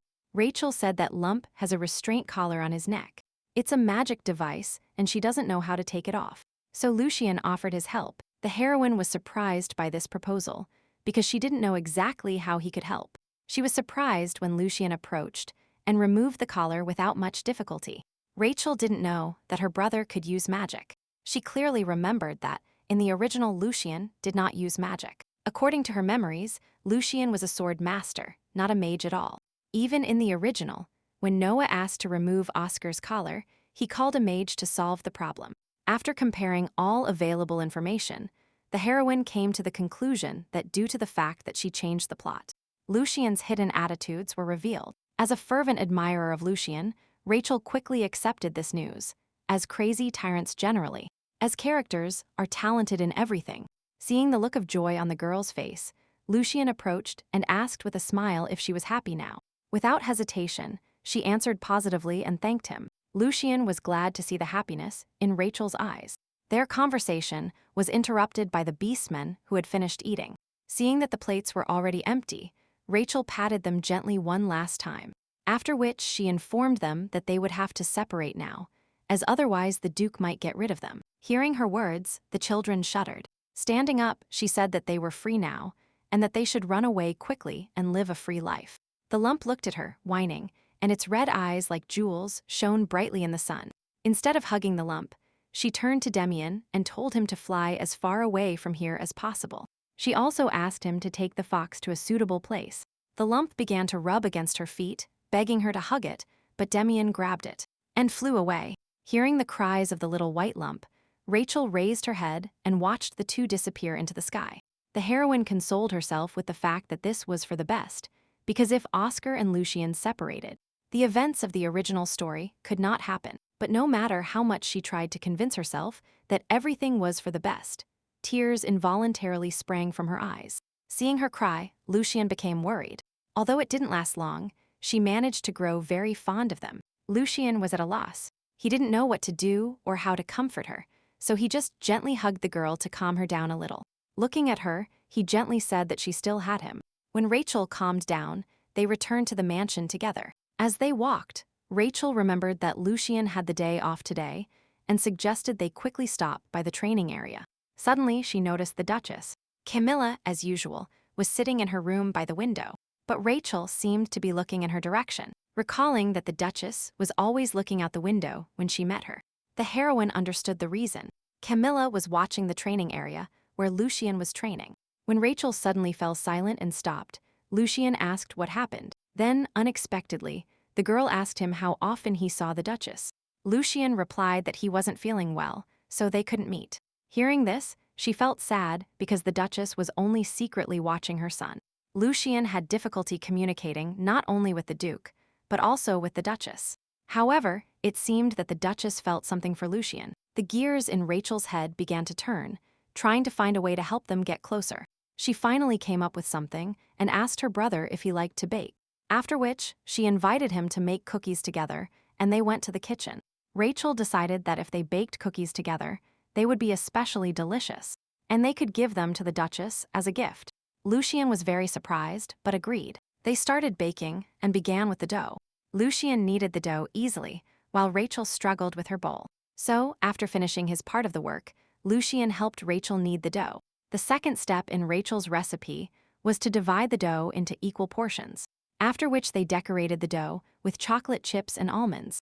Next, the dough had to be baked in the oven, and Rachel entrusted this task to Amber. Finally, all they had to do was wait for the dough to bake. After a while, Amber brought the finished cookies to Rachel's room, where the boys were waiting for her. The almond chocolate chip cookies were ready. Rachel ordered the maid to divide the cookies into 2 portions and give one to the Duchess. Then she took a cookie, approached Lucien and invited him to try it first. Instead, Lucien broke the cookie in half and invited Rachel to try it together. Rachel sat next to Lucien, and they started eating at the same time. The heroine really liked the cookies. She especially liked that she and Lucien baked them together.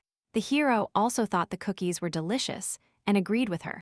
Then, Rachel wondered if the Duchess would like her creation. Lucien replied hesitantly that it was possible. The heroine silently prayed that the sweetness of the cookies they had made would at least slightly dispel the sadness in the Duchess's soul. The hero asked Rachel what they would do after finishing the cookies. He wanted to know how she usually spends her time. Rachel didn't know what to answer because, apart from following Lucien's routine, she didn't do anything else. So she was bored. However, after the appearance of the beastmen, she became much more cheerful. Remembering them, she became sad again. Realizing this, Lucien tapped her cheek lightly with his finger, as if to remind her that he was near. And helped, Rachel remembered that her favorite was with her and immediately cheered up. She told Lucien that she usually just wandered around and looked at the estate, after which she invited him to lunch together in a beautiful garden. At that moment, Amber handed the plate of cookies to the Duchess's maid. Camilla, as usual, was sitting on the sofa by the window. Upon entering the room, the maid said that Rachel had sent her cookies. She also clarified that the lady and the young master prepared them together. The Duchess was shocked by this information.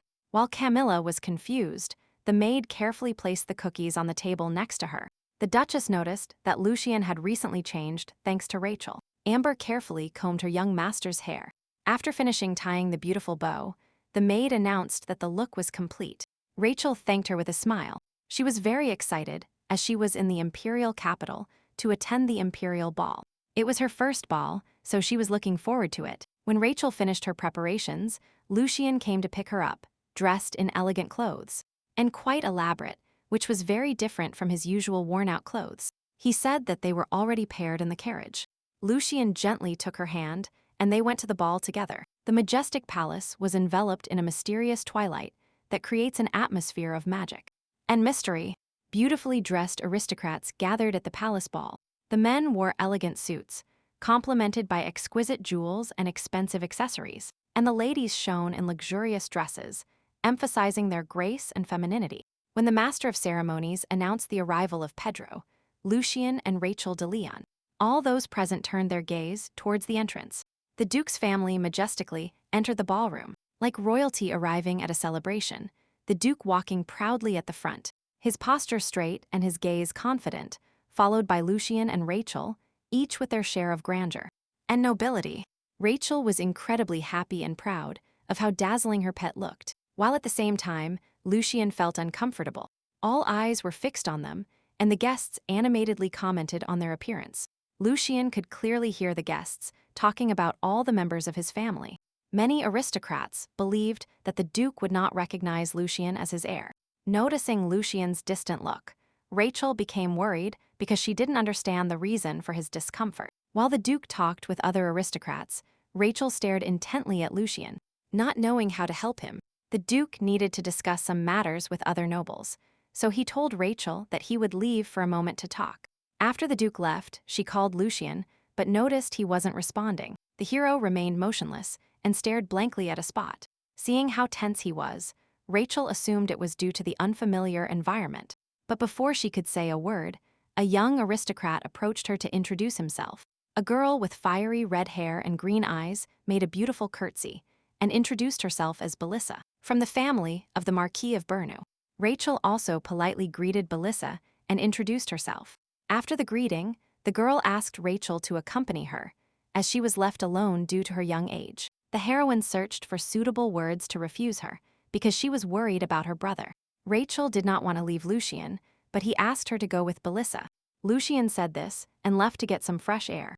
Rachel looked at him, not knowing what to do or what to say. Lucien had another fit. He had difficulty breathing and barely made it to the bench where he sat down. His mind was once again plunged into darkness, and he got lost in a restless whirlwind of thoughts. The devil's whisper told him that Rachel would take everything away from him. The dark entity instilled fear, anxiety, and distrust in his heart, and then offered its help. The voice said that for the last 1,000 years, Lucien was his only successor, with whom he, the great mage, was on the same wavelength.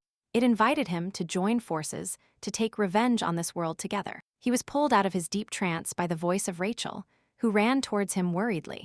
Running towards him, she told him she was worried, so she followed him and asked if everything was all right. Looking down, he replied that everything was fine now. Lucien told his sister that he felt uncomfortable being in a crowded place, and he found out that she felt the same way. She also felt uncomfortable in that environment, so she suggested staying alone until the end of the ball, and then returning home. Sensing how much Rachel cared for him, Lucien began to doubt the dark entity's words, because it was obvious that she wasn't trying to take anything away. Suddenly, music was heard in the banquet hall, and Rachel assumed the ball had already started. Looking at her handsome knight, the heroine noticed it would be a shame to miss the dance, because they were very well dressed, so she decided they should dance too. Then she stood in front of Lucien and, following the rules of etiquette, invited him to dance. At that moment, illuminated by the glow of the moonlight, she looked like a beautiful fairy, and the hero, blinded by her magical light, accepted the invitation. Then, looking at her radiant smile, Lucien realized he wouldn't mind even if Rachel took everything away from him. He was willing to do anything for the heroine to stay with him. 2 years had passed since Rachel became a member of the Leon family, and she had gotten used to life in the duchy. Many things happened during this time. Suddenly, Lucien entered the room. He had grown remarkably over these 2 years and was starting to look more elegant and manly. He was so handsome that Rachel covered her eyes with her hands so as not to be blinded by his beauty. But suddenly, the heroine was surprised when her pet suddenly touched her cheek and asked her worriedly what had happened to her. Lucien was delighted and a little embarrassed when Rachel said admiringly that his radiance had blinded her. It was a very important day, Lucien's first day in the hall. Moreover, this day was very important for the heroine. The hall is a social gathering place for the children of the aristocracy. This is also the place where Lucien met Noah. Rachel looked forward to this and told her brother to make many friends. She also asked him to invite them to the estate and introduce them to her. He looked tenderly at Rachel and smiled. Now there was no heartless expression on his face, like that of a doll, but a beautiful smile, full of tenderness. No matter how many times she looked at him, Rachel couldn't stop admiring his beauty. Lucien's face no longer held the cold indifference of a crazy tyrant, but the warm smile of an affectionate guy. The heroine was incredibly happy that Lucien was no longer the crazy tyrant he was in the original. Seeing that Lucien had been in her room for a long time, Rachel told him he might be late, and she took his hand to lead him to the carriage. Although Lucien had changed a lot in the last 2 years, Rachel was still worried that upon meeting Noah and falling in love with him, Lucien might turn into a love-obsessed tyrant like in the original story. Rachel accompanied her brother to the carriage to say goodbye and wish him luck. However, standing next to Rachel, Lucien did not want to let go of her hand and leave. Lucien smiled at Rachel and told her he would be back soon, and Rachel waved goodbye as he boarded the carriage. The black horses of the Duke's estate furiously fled the mansion. Seeing the back of the carriage quickly disappear, the heroine soon returned to the mansion. After Lucien left, Amber informed Rachel that everything had been prepared. Then, the maid invited the young lady to the kitchen. Rachel left in a good mood to prepare to meet her friends. Accompanied by Amber, the heroine headed to the Duke's kitchen. When she first baked cookies, she couldn't even make the dough, but over these 2 years she trained hard. After hearing that the Duchess reacted to the cookies that she and Lucien made, Rachel started trying harder. Although there has been no response since then, and the heroine hasn't even seen her. But thanks to this, her cookie-making skills have improved significantly. Shortly after, Rachel's friends arrived and sat at a round table where tea was already laid out, and aromatic cookies.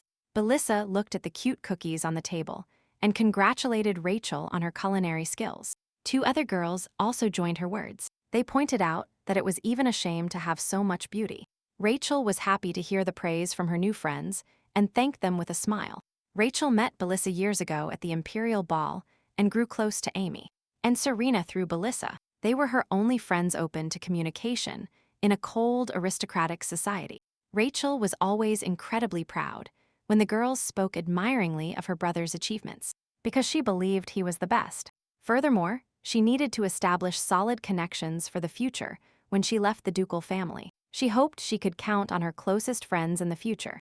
After tea, Rachel said goodbye to her friends and wished them a good day. After the carriages departed, Amber informed the heroine that it was time to return, but she replied that she would wait a little longer, as the time was approaching quickly, and Lucien would be back soon. Seeing how tenderly Rachel spoke of him, Amber realized how much she liked him. She thought Rachel and Lucien would make a great couple.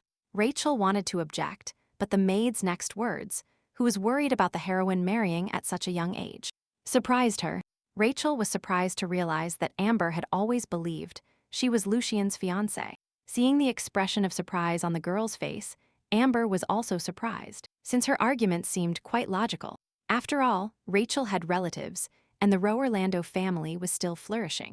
Moreover, Amber heard that people adopt at an early age only for the purpose of marriage. Rachel was shocked by this information. She hadn't even thought about marrying Lucien.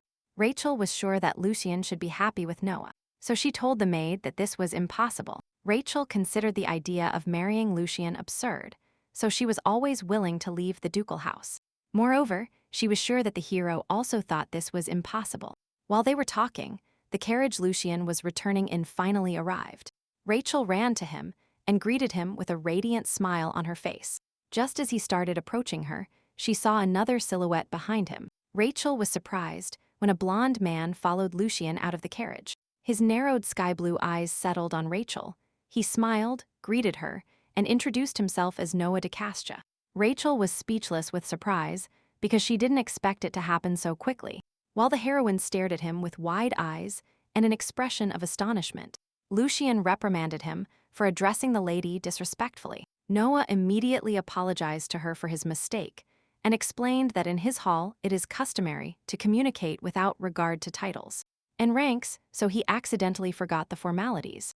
This was not written about in the novel, so the heroine was happy to learn something new about her pet. After greeting him, he looked at Rachel and asked her to be friends with an innocent smile. He was as irresistible as Lucien, and Rachel accepted his offer without hesitation. As a true fan, she immediately started asking about his relationship with Lucien. Noah said that he and Lucien became friends in the hall. Rachel was delighted to learn that she and Lucien had become friends the first day they met. While the heroine admired the sight before her, Noah looked at her with a smile that seemed very sincere. Suddenly, Rachel said that her brother's friend was like a brother to her. She was very eager to become friends with the second main character of the story, so she suggested skipping formalities. She also asked for permission to address him as Brother Noah. He was surprised, but agreed and continued smiling with the same sweetness. Lucien did not say a word while Rachel was talking to Noah. Noah explained that he had come to see her because Lucien had talked a lot about her. and he apologized for the unexpected visit. He looked impeccable, frowning as if facing some kind of problem. And the heroine immediately calmed him down, telling him everything was fine. Suddenly, Lucien protected Rachel from Noah. He then asked his new friend in a cold tone, suggesting they meet at another time, after which he said it was time to return, which surprised Noah. Noah wanted to object, but Lucien said it was too late and quickly pushed him towards the carriage. Rachel was also against it and wanted to talk more with Noah, but Lucien did not react to her plea. Lucien picked up the heroine and headed to the mansion, ignoring all her protests. Rachel was surprised and did not understand what was happening and why Lucien was acting that way. With her arms around his neck, Rachel looked at Noah. He simply smiled at her and waved. Rachel could not believe that Noah's first appearance ended this way. The heroine kept calling her brother, trying to get at least some explanation, but he, without responding, got up with her in his arms straight to her room. Rachel called him again, and he immediately looked at her with his big golden eyes. Seeing his sweet gaze, the heroine was charmed and forgot her anger. Before Rachel realized it, his beauty influenced her again, and although she didn't understand the reason for his offense, Rachel was sure that Lucien would not behave that way without a serious reason. Rachel and Lucien sat on the sofa, and Amber brought them snacks while dinner was being prepared.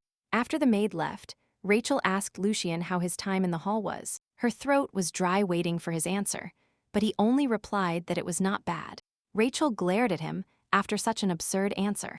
She thought that once Lucien met his true love, he would want to spend more time with him. Even so, she advised him to visit the hall a few more times to make many friends. Suddenly, Rachel realized that her brother brought Noah because she said to bring a friend. Lucien didn't even deny anything. He lowered his eyes in embarrassment and nodded slightly. Rachel was disappointed to learn that Lucien didn't bring Noah because he liked him. The heroine's eyes lit up with determination. She was willing to risk anything to achieve a happy ending for her pet. Noah DeCastra turned out not to be as kind and understanding as Rachel imagined. He believed that Rachel would become an extremely useful doll for him. Rachel did not expect Lucien to be so indifferent towards his potential lover, and so that the tragedy of the original plot would not repeat itself, she scolded her brother and explained to him that it was cruel of him to treat Noah's brother that way. She earnestly asked him to apologize to Noah the next time they met. She also asked for him to be formally invited to the estate so she could greet him properly. After hearing her, Lucien assumed that the heroine liked Noah. Having received a positive response, he asked her what exactly she liked about him. Rachel didn't know how to answer correctly because she liked everything. Lucien was her main favorite, and Noah was in second place. Without going into detail, she replied that he had a very beautiful smile. Hearing this, Lucien became sad and lowered his head, as if realizing he couldn't change anything. Noticing that her pet was jealous, Rachel was happy because before he had shown no emotion. She smiled at Lucien and added that despite this, her brother still had the most beautiful smile. She also pointed out that what she likes most is looking at his smile. Joy appeared on his face when she said this, and he replied that he liked her smile more. Rachel was glad to see that he had learned to say what he thought. Their conversation was interrupted by the maid, who announced that dinner was served, and invited them to the table. During dinner, the Duke asked Rachel how her meeting with her friends went. Rachel said with a smile that it was fun, and everyone congratulated Lucien for winning the fencing competition.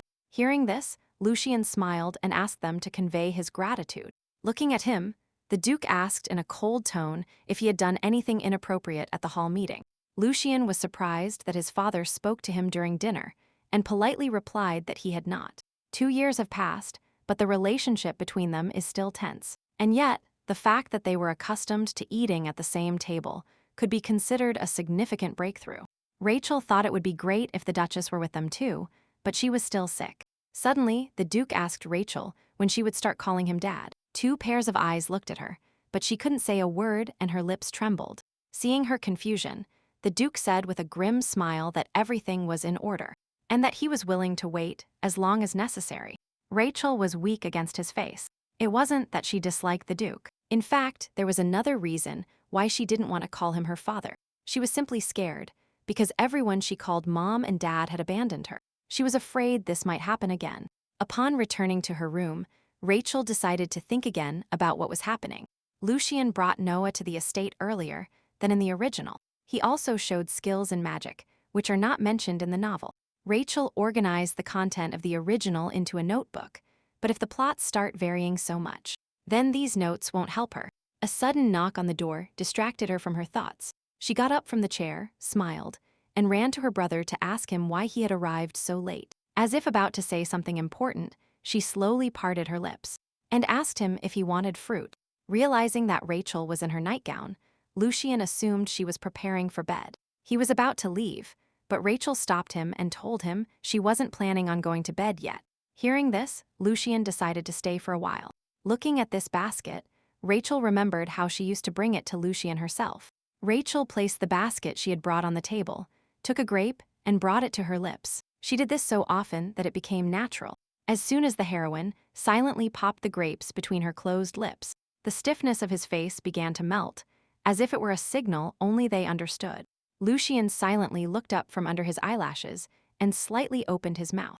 He looked cute as he started chewing quickly, trying to hide his embarrassment. Then the sound of rain hitting the window was heard. Outside the window, it is raining heavily and the drops hit the glass, creating a melody of sadness and loneliness. Hearing the sound, Rachel turned around and looked at Lucien. She approached him and whispered if he wanted to hear the scary story. As he remained silent, she continued and said that the ghost path opens on rainy days. If you take this path, ghosts exactly like you will appear. And according to legend, the ghost will experience feelings opposite to yours. And only by making the ghost speak will it be possible to distinguish it. Lowering her voice and bringing her face even closer, she added that the ghost would say the opposite. However, her plan to end the story by imitating ghosts failed miserably, since when she finished her story, thunder and lightning sounded loudly behind her. After which lightning flashed and thunder roared, it seemed to her that the window was about to break. Out of fear and surprise, she covered her ears and jumped onto the bed. At that moment, Rachel remembered her past life again. Fear took hold of her body. Memories of her past life filled her mind, as if she were there again, and experiencing everything. The day her adoptive parents hit her for the first time. She sat alone in a cold closet behind a closed door. That day, thunder rumbled and lightning flashed outside the window, just like now. The heroine was afraid of this, and even now, being in Rachel's body, she couldn't get rid of old fears, just trembling with horror. Seeing this, Lucien gently hugged her and stroked her head with his hand, moving his palm downwards. He hugged her with his other hand and gently stroked her back. Lucien hugged Rachel tightly to his chest, trying to cover her ears so she wouldn't hear the thunder. Feeling the warmth of his embrace, Rachel couldn't help but think how nice it would have been if someone else had been with her that day. Lucien noticed that for some reason, the connection with the magical light had been broken. The heroine rested her head on his shoulder and waited until the thunder subsided. But eventually, she fell asleep without realizing it. He held his sister in his arms and just stayed still until the thunder completely faded away. And only then did he lay her down on the bed. Then he carefully covered her with a blanket, trying not to disturb her sleep. The moonlight filled the room, illuminating the hero's face, who smiled tenderly while looking at his sister sleeping peacefully. He only smiled in front of Rachel and felt no emotion.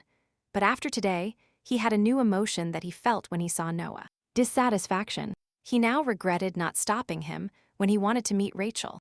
When he thought about the heroine chatting affectionately with Noah, he had an unpleasant feeling. Just like when she interacted with the beast people, he gently ran his hand through her emerald hair and hesitantly said that Rachel loved him more than anyone, as if trying to convince himself of this. Waking up in the morning, Rachel instantly recalled the events of the previous night. She screamed in shame and kicked the blanket with all her might.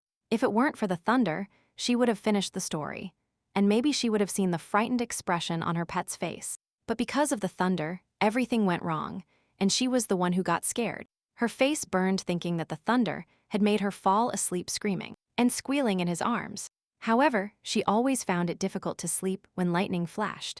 But yesterday, thanks to Lucien, she was able to sleep soundly. While the heroine was thinking confusedly, Amber entered, and seeing that she was already awake, she offered to help her get ready. The maid carefully braided her hair into a beautiful hairstyle, using soft combs and straight. Her task finished, the maid stepped back so the young lady could look at her reflection and appreciate the new image. Looking at the ruby hairpin, Rachel remembered Lump and Damien and missed them again. Suddenly, a servant outside announced the arrival of the Duke. Then, the Duke entered the room with a big smile and asked Rachel how she slept. He reported that there had been a storm during the night, so he was worried about her. Rachel greeted him with a sweet smile and replied that she had slept well. As he approached, the Duke asked her if she would like to go somewhere together next week. Rachel thought it was a great idea and happily agreed. Then the Duke asked if there was anything she would like to buy. The Duke was very surprised when, after thinking for a moment, she asked about the place where they sell sauces. Rachel then happily added that even a restaurant with spicy food would be enough. The heroine really missed spicy food. Although the Duke did not share her tastes, he promised to find that place. While the Duke and Rachel cheerfully discussed their plans, not far from them were two servants. One of them attentively listened to every word they said and memorized it. That very evening, Noah received an intelligence message at the Duke's mansion.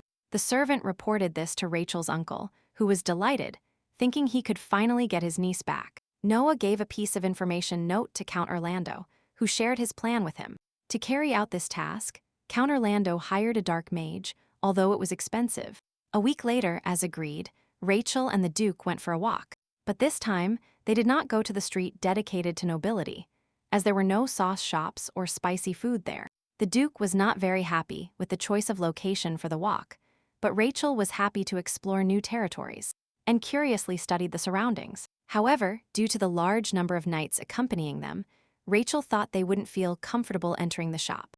At his daughter's request, the Duke reduced the escort knights to 4. The Duke also took his sword to protect Rachel in case of danger. One of the knights informed the Duke that there was a sauce shop nearby. As Rachel and the Duke passed the merchants, Rachel noticed a woman selling writing materials. Noticing something, Rachel asked to stop and approach to examine the object. Rachel noticed the letter opener, whose color resembled the combination of her hair and Lucien's. The Duke noticed that Rachel liked the knife and immediately decided to buy it for her. However, Rachel asked to buy not one, but 2 knives. The Duke thought one knife would be a spare and happily agreed. Rachel thanked the Duke and put it in her purse to give to Lucien when she returned to the mansion. After that, they headed to the sauce shop, where the seller politely greeted them and told them about the selection. Rachel immediately asked to see the spicy sauce. The Duke, in turn, ordered all the hot sauces available to be brought over. The merchant immediately fulfilled his order and brought everything he had.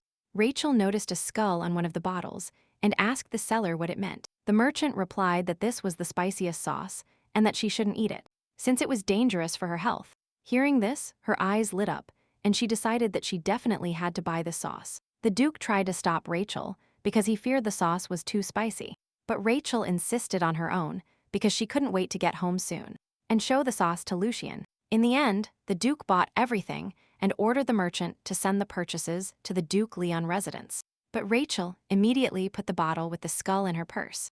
After leaving the shop, the Duke invited Rachel to go eat something. As they walked and chatted cheerfully, someone secretly watched them, waiting for the right moment. Suddenly, they threw a smoke cone directly at them, and the fog instantly enveloped them. Rachel was very frightened, not understanding what was happening. Suddenly, the worried Duke grabbed her by the shoulders and ordered her not to leave him. But suddenly, a purple smoke enveloped the Duke and pulled him away from her. After which, with the help of purple smoke, an unknown man brought Rachel closer to him. At the same time, he covered her mouth tightly with a wet handkerchief. A bad smell filled her nose, and her mind quickly clouded over. The man, having successfully completed his task, took the sleeping Rachel in his arms. Lucien, sitting quietly in his office, couldn't think what was happening to his beloved sister. He carefully rewrote another historical work, often thinking about Rachel. Lucien knew that she often went out for a walk with her father. He couldn't stand him before because he was jealous, because he also wanted to go somewhere with his father. But now he was jealous of his father, because he also wanted to go out with Rachel. He thought it would be fun to eat delicious food and see interesting things with his little sister. Next to her, he only saw good things, and they often gave each other gifts. Thinking of her, Lucien wanted to give her a gift, but he didn't know what it was. As he pondered this, he remembered Noah's words about how little girls love cute things. He also recalled Rachel's words that what she liked most was her older brother's smile. The memory of this made his cheeks turn red and a smile appear on his lips. While concentrating on writing, he noticed a noise coming from outside the mansion. A series of unusual shouts from knights and stomping of horses were heard. He had never seen such a commotion in the duchy before and sensed something strange. For some reason, the knights were gathering, although it wasn't time for monster hunting yet. Analyzing the situation, he became very anxious, realizing that something had probably happened during the walk.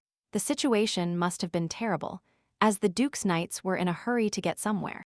Even the mansion staff gathered at the entrance and discussed the attack on the Duke. Lucien ran out and in a panic called the butler, who was standing next to other duchy workers. The servants were surprised to see him in this state, as he had always been quiet and reserved. Lucien quickly mounted his horse and without hesitation began to gallop. The butler ran in front of Lucien, who was already planning to leave the palace. He stopped his horse a couple of inches from the butler. He then looked coldly at the old man and told him that if he wanted to die, he should do it somewhere else. His words took the butler by surprise, but he soon regained his senses and quietly asked Lucien to dismount his horse, adding that the Duke would return safe and sound, and if he left like that, he would become a burden. At the Duke, sitting on a black horse, Lucien lowered his golden eyes, which looked like they were made of cold metal, and asked in a severe tone how he dared to order him. His cold tone made the butler involuntarily tremble, but Lucien didn't have time to deal with him. Lucien was alarmed, but he did not show it. Instead, he firmly ordered the butler to leave, and he obediently stepped aside. Lucien quickly galloped away, and the butler stood stunned watching the silhouette of the young master moving away. The butler was astonished because he had never seen Lucien like this before. The roar of the enraged Duke, like the growl of a wild beast, was heard in the alley. He reprimanded the knights for the complete lack of discipline in the order. The Duke was furious because they had not found the man who kidnapped Rachel. Hearing his father's words, Lucien called out to him to let him know of his presence. Seeing him, the Duke asked in surprise why he was there. And most importantly, he scolded him for leaving alone, being the Duke's successor. After which he ordered the knights to escort Lucien to the palace. Having received the order, the knights headed towards the young master, but Lucien used his magical powers to stop them.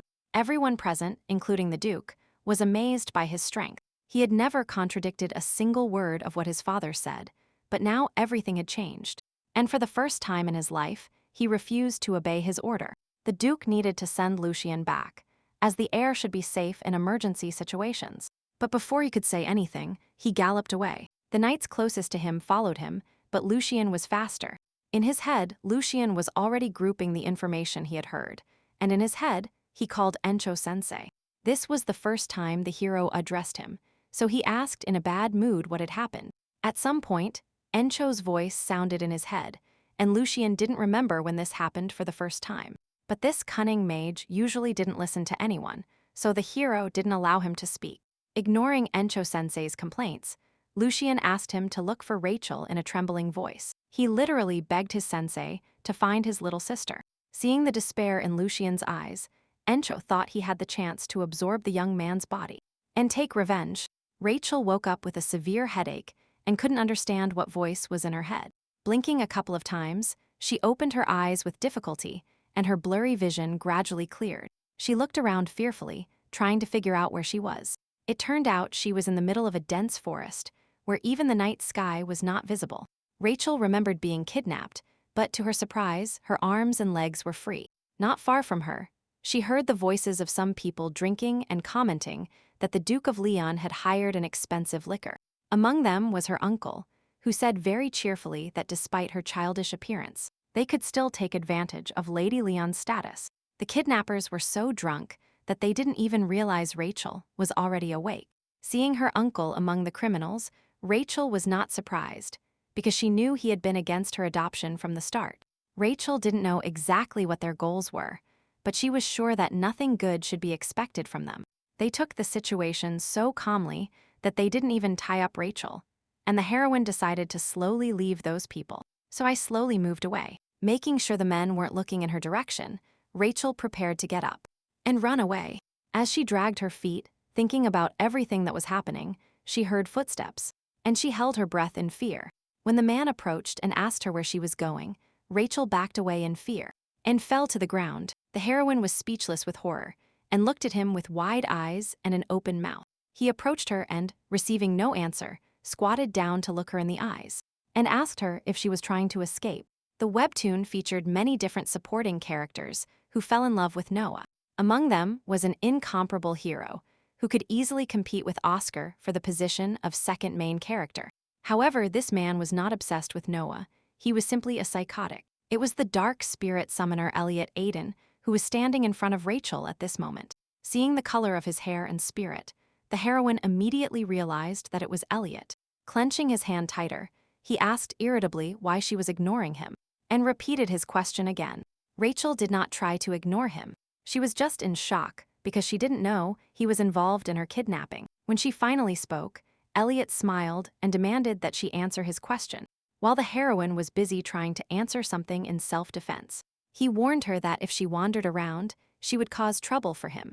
Seeing the heroine looking away, he grabbed her by the chin and forced her to look him in the eyes, telling her to look at him while he spoke. Looking at his face, she realized that he was called a beautiful madman for nothing, because everything about him was truly beautiful, from his face to his voice. But she quickly changed her mind when he said she looked like a potato. Unable to bear this insult, she replied as politely as she could that he looked like a snake. Rachel found him very brave and funny, and started laughing out loud. Not understanding what he found funny in her words, Rachel noticed that he was also very brave, since everyone knows that the Duke is a very scary person. Hearing her words, Elliot reminded her that she was not the natural daughter of the Lion Duke, so it was unlikely that he would come to save her. Hearing his words, Rachel shuddered. At that moment, she realized that she could only rely on herself. Without showing the slightest doubt, she pulled away from him and replied that she knew a lot about him too, and his origins. His dark purple eyes, like blooming violets, looked at her in bewilderment. The heroine carefully read the original and naturally learned the secret of his birth.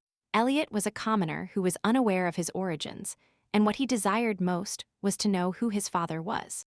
Upon learning that this secret was related to the honor of the imperial family, he was skeptical about it, considering it nonsense. However, curiosity got the better of him, and he decided to listen to this nonsense until the end. So the heroine, lowering her voice, said that since he was a commoner and had never seen the emperor, he didn't know that his majesty had the same bright purple hair as him. At her words, he stopped breathing and moved closer to her to listen to her story. But instead of finishing her speech, Rachel threw black sauce in his face. It wasn't difficult for Encho-sensei to fulfill Lucian's request to find Rachel, and with his unique energy waves, it was even easier. However, he revealed that to use the search magic, he needed a physical body, and that he was in a soul state. So, the hero, without hesitation, invited him to occupy his body. Encho immediately accepted, because this is what he had been striving for all this time. While Lucian was talking to Encho, the knights were finally able to find him. But at that moment, it was no longer Lucian standing in front of them, but his ancestor Encho, who had taken possession of his body. Although the hero ignored all his words, the knights continued to persuade him to return to the estate. Suddenly, Encho turned to them, and looking at them with his black eyes, he released enormous magical power with a smile. His magical waves were dark in color, and under the influence of black magic, they exuded a sinister feeling. Encho was pleased with his descendant, as he turned out to be a good vessel for his soul. However, this was not enough to contain all his magical power. And yet, Lucian was so capable that he could even suppress him, a great mage. Therefore, he decided to wait until the boat grew bigger. Meanwhile, Encho was forced to comply with the requests of his arrogant descendant. At that moment, closing his eyes in pain, Elliot wandered through the forest looking for Rachel. Shouting loudly and cursing her, the heroine hid nearby behind a tree and covered her nose and mouth with her hands, trembling with fear so as not to breathe or make any sound. However, it was not a branch she accidentally stepped on. Hearing the sound, Elliot instantly identified its source and angrily directed his energy in that direction. Rachel fled in horror. The shadow spirits created by Elliot pursued Rachel. The heroine had difficulty dodging them. She ran as fast as she could, but still clearly heard the voice of a madman. Fleeing from the voice, she became disoriented and fell. Suddenly, someone approached her and asked if she was okay. Hearing a voice right in front of her, Rachel screamed in horror for him to go away. She was afraid even to look at him, but when she heard the question of who she was running from, she realized it wasn't Elliot and looked up. The stranger, without waiting for an answer, took Rachel in his arms and offered help with a smile. Having spoken these words, he quickly ran with her, and only then, seeing his face, the heroine realized that it was Oscar, that is, Lump. Hearing his name from Rachel's lips, the fox was delighted. He was incredibly happy to meet the hostess and that she could recognize him. When they reached a safe place, Lump put Rachel down on the ground, and she then asked him how he had lived all this time. Since they met in the forest, the heroine assumed he had lived here the whole time. However, the fox said that it was not so, and he lived with the hawk. He was surprised to learn that she and Demian lived together. Taking the opportunity, Lumpy complained that only the hawk had a cool name, and demanded that Rachel change his name. He also explained that he didn't bring the boar on purpose. Lump recounted how everything really happened and was offended that, even though he did it unintentionally, the mistress left him. Rachel looked at him with complete bewilderment, because Lump had never been so emotional before. The fox started crying over the memories, recounting what happened at that time. When Rachel saw Lumpy crying, she felt sad, but not knowing how to comfort him. She could only apologize. At that moment, the fox, covered in tears, demanded that the lady take responsibility. The heroine didn't know how to react and agreed, but only if the Duke didn't mind. The place where they were hiding looked like a cave, and suddenly footsteps of someone outside were heard. Rachel tensed, thinking it was Elliot, but a handsome man with dark brown hair and light brown eyes entered the cave, and politely greeted his owner. Upon hearing him call his lover, Rachel assumed it was Damian. He arrived and sat next to Lump, after which he told him how much they trained to be able to see her again in the future.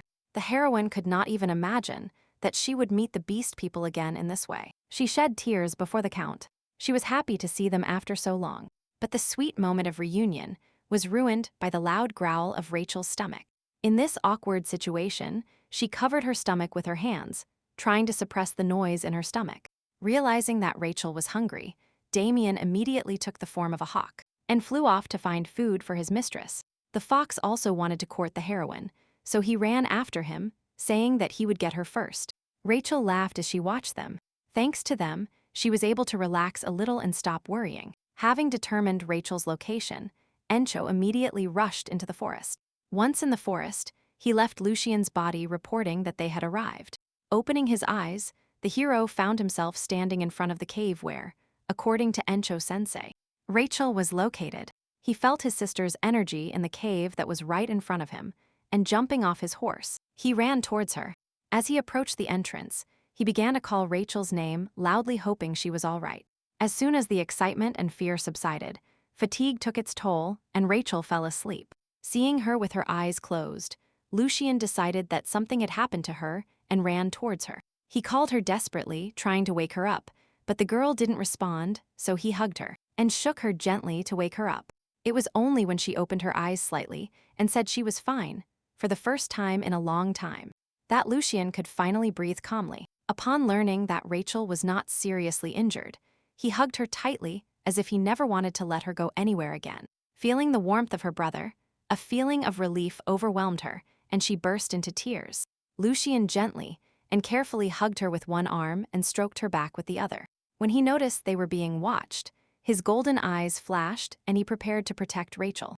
Damian and Lump arrived at the cave bringing fruit for their mistress. Rachel smiled and told Lucian that it was the hawk and the fox, and that they were the ones who saved her.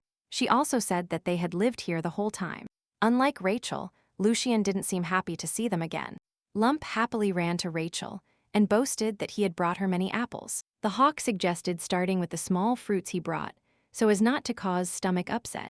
They both offered their fruits to Rachel at the same time, as if competing to see which fruit she would eat first. To not offend anyone, Rachel took one fruit from everyone and thanked them for their concern with a smile. Lucian pouted at the happy atmosphere between them. He remembered the beast people very well, so he didn't like their reunion with Rachel. Suddenly, Rachel asked Lucian if the Duke was all right. Upon learning that he was not seriously injured, the heroine finally breathed a sigh of relief. While Rachel enjoyed the fruit, Lucian suggested that she return to the estate as soon as she had eaten. The heroine immediately agreed, but suddenly became interested in how Lucian found her. Her question caught the hero by surprise, because he didn't have time to find an answer. Stuttering, Lucian began to think hard about possible answers. In the end, he said that since everyone was combing the urban areas, he decided to search in the forest. The heroine admired and was so proud of her pet that she believed every word he said. However, Lucia was not very happy with his sister's praise, as the voice in his head kept reminding him that all this was thanks to Encho-sensei. After the heroine ate her fruit, they all went to the Duke's estate. As the sun set, Rachel started to worry that they might get lost, but Lump reassured her by telling her there was nothing to worry about. He said that he and the hawk could see perfectly well in the dark. Rachel was relieved to hear this and decided to trust them. While the hawk and the fox decided which of them would show the way, Lucien helped Rachel get on his horse. In the end, they decided that Lump would show the way, and Demian would scout the territory from the sky. Demian turned into a hawk and flew away, and Lump turned into a fox and moved forward. Rachel and Lucien, riding a black horse, pursued the fox. Suddenly, the heroine remembered Elliot, and a shiver ran down her spine. He was a well-known figure in the circles where anarchy reigned. Even in the original, he did not hesitate to kidnap and threaten, and always spoke in the language of violence and coercion.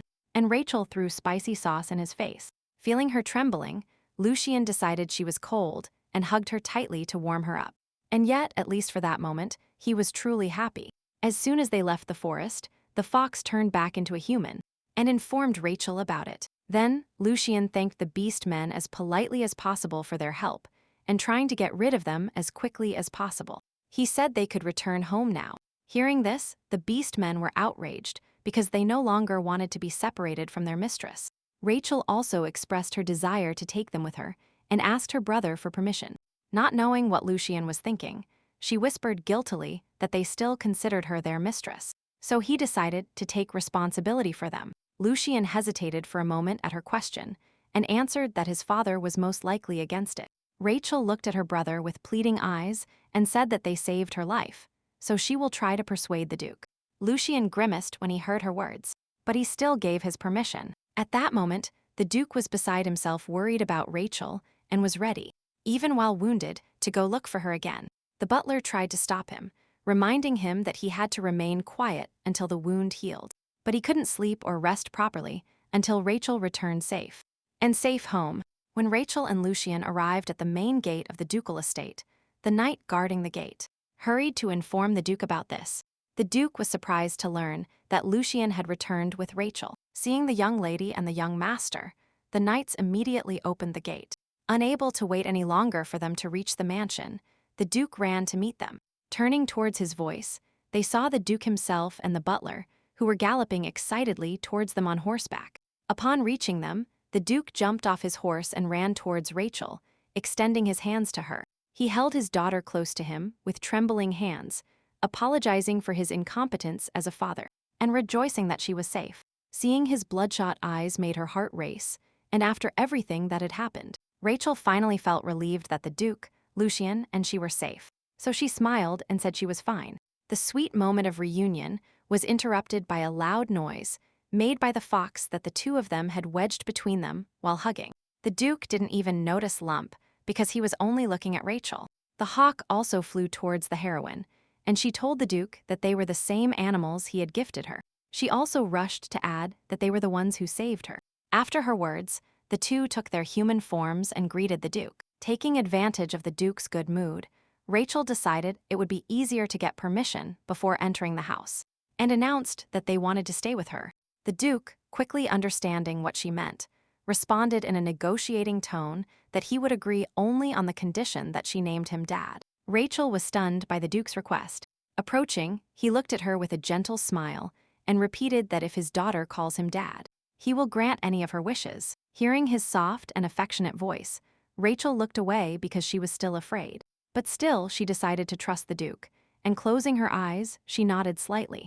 Having ordered her thoughts, she raised her eyes and looking at her father, she smiled charmingly, and repeated her request to keep the beast men. Hearing her call him Dad, the Duke smiled and took her in his arms, after which he ordered the butler to prepare a good room and food for the beast men. Upon hearing about the food, the fox was not perplexed and immediately said he would like melon sweets and chicken. The Duke carefully lifted Rachel onto a horse to accompany her to the mansion. When the Duke spoke to the heroine, he relaxed and smiled. But when he turned to Lucien, his good mood disappeared. He told the hero, in a stern tone, that he would talk to him tomorrow. Lucien did not answer his father. He just bowed slightly and showed that he had listened to him. After a long and fruitless search, Rachel Elliott sat tired on the lawn near the tree.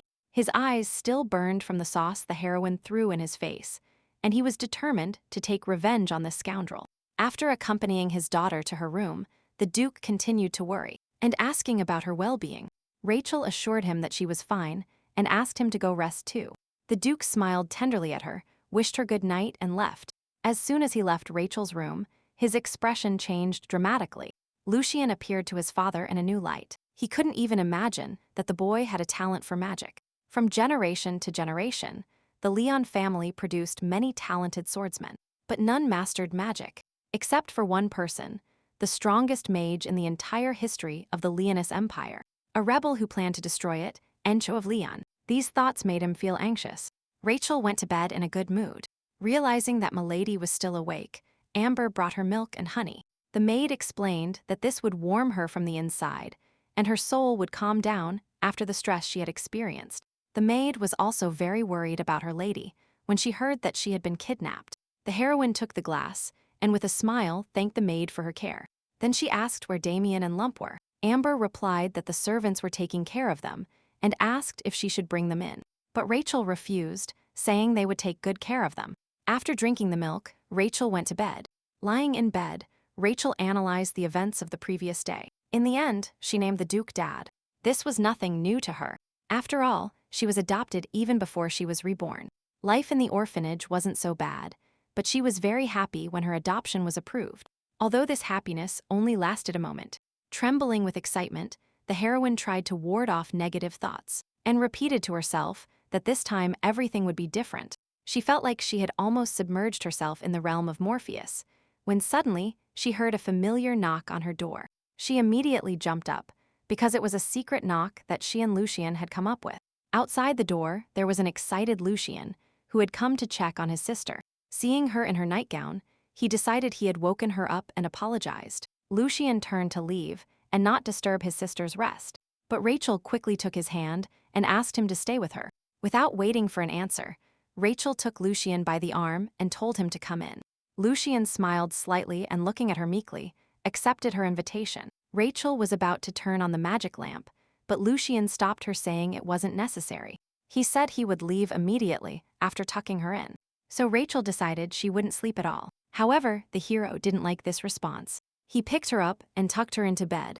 Then he carefully covered her with a blanket so she wouldn't get cold, after which he just looked at her silently for a while. His face shone so much that the heroine couldn't sleep. Rachel turned to him and thanked him warmly, saying she was very happy when he came to her.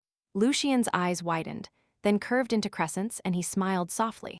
At that moment, the heroine was once again convinced that her favorite was the cutest. She worried that later, when the hero got closer to Noah, these moments might disappear. Still, Rachel enjoyed the atmosphere while she could. Her thoughts were interrupted by Lucien, who gently stroked her hair and asked her to go to sleep.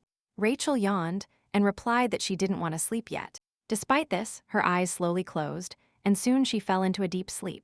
Lucien, who had been stroking her hair the whole time, noticing she was already asleep, gently kissed her forehead and wished her sweet dreams. Blushing from embarrassment, he headed towards the doors. Upon leaving Rachel's room, he quietly closed the door, trying not to make any noise so as not to accidentally wake Rachel. He wanted to return to his room, but before he could take a step, the Duke called him. The father glared at his son as he came out of Rachel's room. Lucien didn't expect to meet him and was therefore very surprised. The Duke angrily approached the hero and asked what he was doing in the heroine's room at such a late hour. Lucien honestly replied that she was awake, and he tucked her in. The Duke said he wanted to postpone the conversation until morning, but knowing him, he decided to talk now. Then, the Duke ordered Lucien to follow him to the study. Peter glared at Lucien, who stood calmly in front of him, and scolded him for failing his duties as heir. If the head of the family is in danger, the heir is obliged to protect his family and his home. However, Luciano left the house without permission, which threatened to deprive him of his place as heir. But even after his father's threats, Luciano did not flinch. The Duke noticed that his behavior was different from before. Usually, his face showed almost nothing, but he always got flustered when it came to the right of inheritance. But now he didn't even move, as if it didn't matter what his father said. It wouldn't bother him, it wouldn't hurt him. The furious Duke ordered his son to return to his room and think about his actions. Lucien calmly nodded and replied that in that case, he would go to his room. After that, Lucien, without feeling an ounce of remorse, turned around and left. The Duke only adopted Rachel to protect her and keep her safe, because after Liam's death and his wife, Orlando's family began to take unexpected measures. Rachel was in danger in that house. But now another problem has arisen. The Duke was worried that Lucien would be a bad influence on Rachel. While she slept, Rachel lay on Lucien's lap with her eyes closed, and he gently stroked her hair. Opening her eyes, she smiled tenderly at him. Then Lucien also smiled. Suddenly, an unfamiliar voice angrily asked what she was and why she couldn't be controlled. Horrified, Rachel woke up from her dream. Opening her eyes, Rachel saw a worried Amber by her side, who was waiting for her to wake up. The maid said she had a high fever during the night. Suddenly, Rachel felt pain throughout her body. Since Rachel had trouble moving and lunchtime was approaching, the maid offered to bring her some cream soup. As soon as Amber opened the door to leave, the worried beast men rushed into the room. Having taken human form, Damien and Lump rushed to Rachel, competing with each other. Asking about her well-being, Rachel tried to calm them down and replied with a smile that she was a little tired. Since the hawk and the fox were making a lot of noise, Amber scolded them and said that the lady needed peace, after which she escorted them out of the room. Time passed, and the worried Duke also came to visit Rachel. In a voice trembling with anger, he cursed the kidnappers, because of whose actions his daughter fell ill, and promised that he would definitely punish them. But even in front of the Duke, the maid did not back down. She informed him that the lady needed to rest and asked him to leave the room. After this, the heroine spent several days in bed, and Amber took careful care of her. She also received visits from friends who learned what had happened. Rachel told them about her kidnapping and how she managed to escape by throwing hot sauce in the face of one of her kidnappers. Upon hearing this, they were surprised and delighted by their friend's courage. And there was another guest who especially made the heroine happy, Duchess Camilla of Leon. Upon learning what happened, the Duchess visited Rachel and inquired about her well-being. Rachel replied in surprise that she already felt much better. Camilla was relieved to know that, despite the big scare, the girl was fine. The heroine was surprised to hear the Duchess's wishes for a speedy recovery. Rachel sincerely thanked her for her concern. However, she was a little sad because she never saw Lucien and couldn't give him his gift. Lucien was punished the whole time and confined to his room. His head was filled with thoughts about his sister because he had heard rumors about her poor health, but he couldn't visit her. Taking advantage of this opportunity, Encho-sensei added fuel to the fire, reminding him of his lack of power. Encho manipulates Lucien's affection for Rachel, instilling in him the idea that he should become duke. After all, if he inherits the title and becomes the head of the family, everything in this house will obey his will. But now this was impossible, so Encho offered his help. In exchange for Lucien lending him his body, Encho promised to help him see Rachel. The hero hesitated whether to accept the offer. The last time Encho took over his body, he felt as if his consciousness and being were disappearing. At that moment, the hero was frightened. Therefore, he refused, saying that for now he would obey the will of the current head of the family. However, he had no intention of living forever with his father's permission. Until that moment, all he wanted was to occupy the heir's place and gain his father's recognition. But now there was a person who understood him, so he no longer needed anyone's recognition. However, he understood that he now needed power so as not to dance to someone else's tune anymore. Rachel woke up and stretched sweetly. She felt that her whole body was stiff from lying down for so long. The room was flooded with sunlight coming through the open curtains, and suddenly, Rachel heard voices outside. Under her window, Lump and Damien were cheerfully chatting about something. Rachel, looking at them from the window, was happy to see that they were doing well. Since the heroine had already recovered, she decided to go visit Lucien. Suddenly, someone knocked on the door. After receiving permission, Amber entered the room and told Rachel that a guest had come to see her. My Lord Kastja. Rachel was overjoyed when she found out that Noah had come to see her. Noah drank tea in the guest room, waiting for the heroine. After changing, Rachel happily ran to Noah so as not to keep him waiting.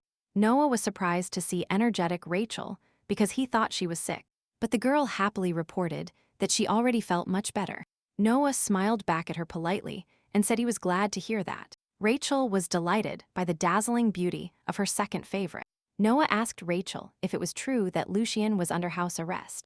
After receiving confirmation, Noah expressed his sympathy for this. But on the other hand, he thought that maybe this was for the best. Otherwise, the hero would have chased him away again. Rachel gladly accepted Noah's offer to talk more this time, but she immediately regretted it because she believed that Noah should improve his relationship with Lucien. Unexpectedly, Noah said that he is a big tea drinker. He also praised the skill of the servants who served the tea. Noah talked nonstop about tea, and Rachel tried to follow his line of thought. Hearing him say that this tea gives off a warm aroma, she was surprised, because this type of tea, on the contrary, gives a toning effect. Suddenly, she remembered the words from a scary story about ghosts, that a ghost expresses feelings opposite to those of a person. For a moment, fear and horror took hold of her. However, she quickly recovered and dismissed these ridiculous thoughts. She tried to maintain a conversation with my lord, but was surprised to learn that he drinks 10 cups of tea a day. Looking at the person in front of her, the heroine realized that this Noah was emitting a completely different feeling than the original one. Suddenly, Noah looked at her with his piercing gaze and asked if she was really Rachel. Hearing these words, she was so surprised that her heart almost stopped, while the gears of her brain constantly turned, trying to understand what was happening. The boy winked at her playfully and, laughing, said he was only joking. He explained his joke, based on the known opinion that people change radically when they experience severe shock. Suddenly, Noah lowered his eyes and muttered quietly that Cassandra was not done yet. Rachel did not hear his words because of the boy's quiet voice and asked him to repeat, but he continued drinking tea and said he was talking to himself. Then, Noah thanked her for her time and expressed his joy that she felt healthy. Upon leaving, he said goodbye and asked to say hello to Lucien. Rachel accompanied him to the carriage and waited for him to leave. While seeing him off, Rachel thought this was her first complete conversation with Noah. He was too different from the Noah she knew, so much so that anyone who knows the original would curse that the character's image is completely destroyed. It was as if another person had entered him. Considering that she herself had inhabited Rachel's body, it didn't seem so incredible. For a moment, she thought that Noah had really shifted, but the heroine immediately dismissed these thoughts, believing that this could not be so. Since a person is not two-dimensional, she assumed that Noah also had sides that she did not know. After saying goodbye to Noah, Rachel and Amber returned to the mansion. At that moment, the Duke, as usual, was working in his office. Suddenly, they informed him that Lady Rachel wanted to see him. After receiving permission, she entered and greeted the Duke with a smile. Once again, upon hearing the Duke address her, the lady got annoyed. He reminded her that she should call him Dad. Then Rachel clumsily corrected her mistake and called him Dad. Only then did she ask about the reasons for her visit. Upon learning that she had come to find out if he had captured the kidnappers, the Duke got a little upset. He was depressed because he still hadn't managed to catch them. Upon learning this, Rachel wondered if she should tell him that her uncle was among the kidnappers. However, she was still not completely sure what was happening and did not want to endanger the Orlando family in vain. Seeing that Rachel was pensive, the Duke decided she was upset about the lack of good news, and he apologized. The heroine said she had a request, and the Duke agreed to grant it. However, upon learning that she wanted to see her brother, he refused her, justifying this by the fact that Lucien was now punished and under arrest. The Duke explained that the reason lies in the hero's actions, which do not correspond to the behavior of an heir. In response, Rachel reminded the Duke that her brother had come to save her, and that without his help, she would still be wandering in the forest. With a pitying expression on her face, she said that it hurt her greatly that her brother, who had suffered because of her, was also being punished. Therefore, Rachel asked to be punished instead of Lucien. The Duke calmly replied that she was not at fault for anything, and it was Lucien who disobeyed the order, showing stubbornness for which he was punished. However, he felt weak when he saw her puppy eyes and allowed her to see her brother. The Duke stared at Rachel, who habitually called him Duke, and the girl immediately, realizing her mistake, corrected herself. The Duke praised Rachel and patted her head affectionately. Lucien remained in his room the whole time and continued studying. Upon hearing a knock on the door, the hero assumed it was Rachel and jumped off his chair surprised. The next moment, she appeared in the room with a smile and holding a basket in her hands. She happily told him that the Duke had allowed her to visit him. Since Lucien was worried that he couldn't visit her due to his punishment, she assured him that she was fine and completely healthy. After they settled on the sofa, she asked him how he was. Rachel believed that the Duke was too cruel to his own son. She told Lucien that she had a gift for him and started searching for it in the basket. Upon opening the box, Rachel showed Lucien the letter opener and told him it was the same as hers. Lucien immediately noticed that the color of the stone matched the color of Rachel's hair. The hero was very happy to receive a gift from his sister, but at the same time felt ashamed because he could not give her an equivalent gift. But Rachel reassured him by telling him that he was the one who always helped her. Then she took a box of cookies she had baked herself out of the basket and offered to treat him. Rachel was sure that Lucien liked walnut cookies, but in reality, he only tasted them when she was near him. She handed him a cookie with a smile and wished him bon appetit. Rachel knew Lucien very well, so she also wanted to know more about him.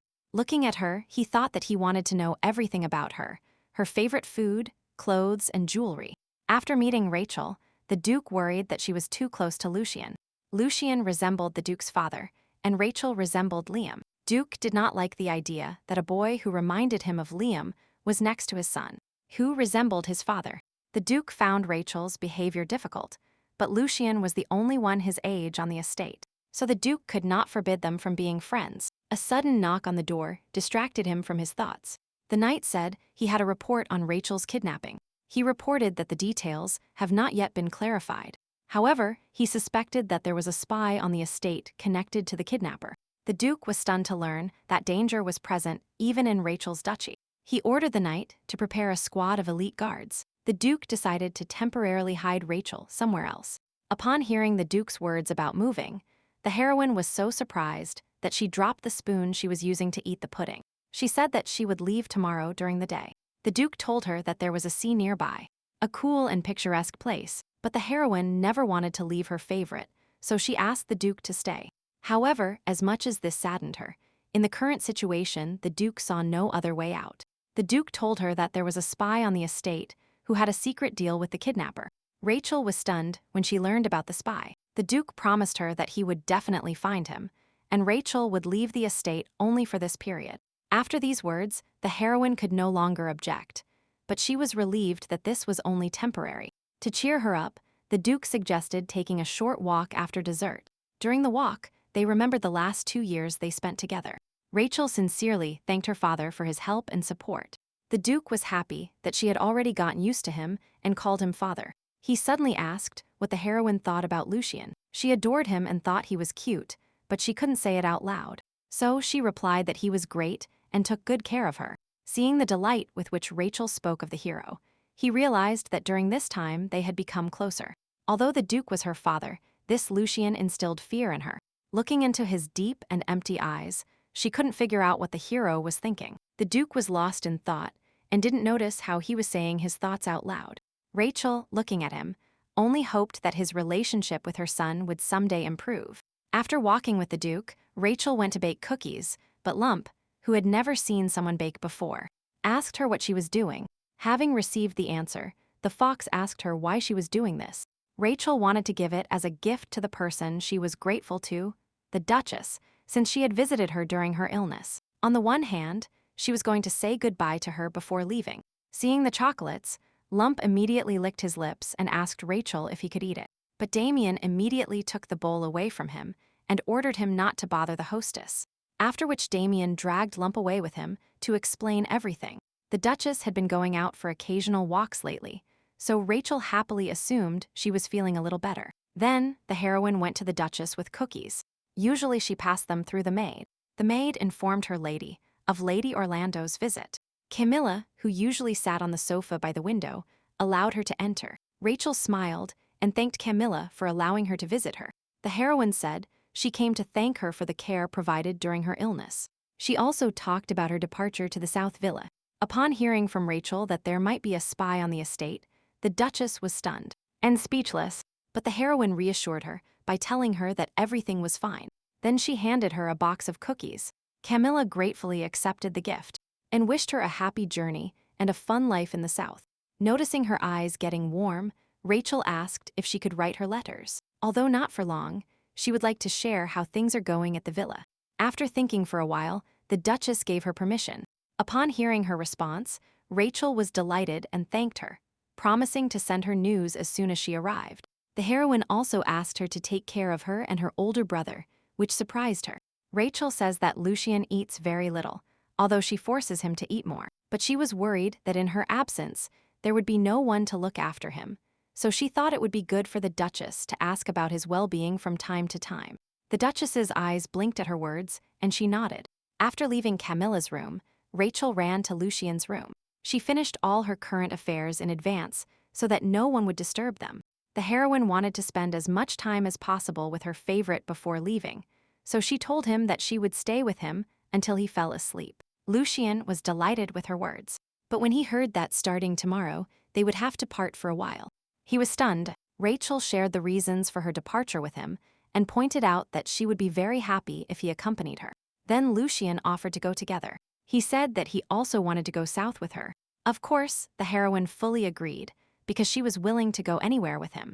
Although Lucien was the heir, he believed that his absence for a few days would not cause any problems. Rachel agreed with him and also believed that the presence of a spy could be dangerous for the heir. After a discussion with Rachel, Lucien decided to ask his father for permission. Peter frowned slightly while listening to his son. Lucien said he wanted to go with Rachel and that he would protect her himself, but his father scolded him, accusing him of being completely relaxed lately, and extended his house arrest. At those moments, the hero could only bow his head and apologize. However, this was not enough for the Duke, and he noticed that his behavior deteriorated especially after Rachel's appearance, and therefore, she would live in the South until her debut. At his father's words, Lucien's eyes widened as if he were being cut into pieces alive. The Duke wanted him to stay away from her.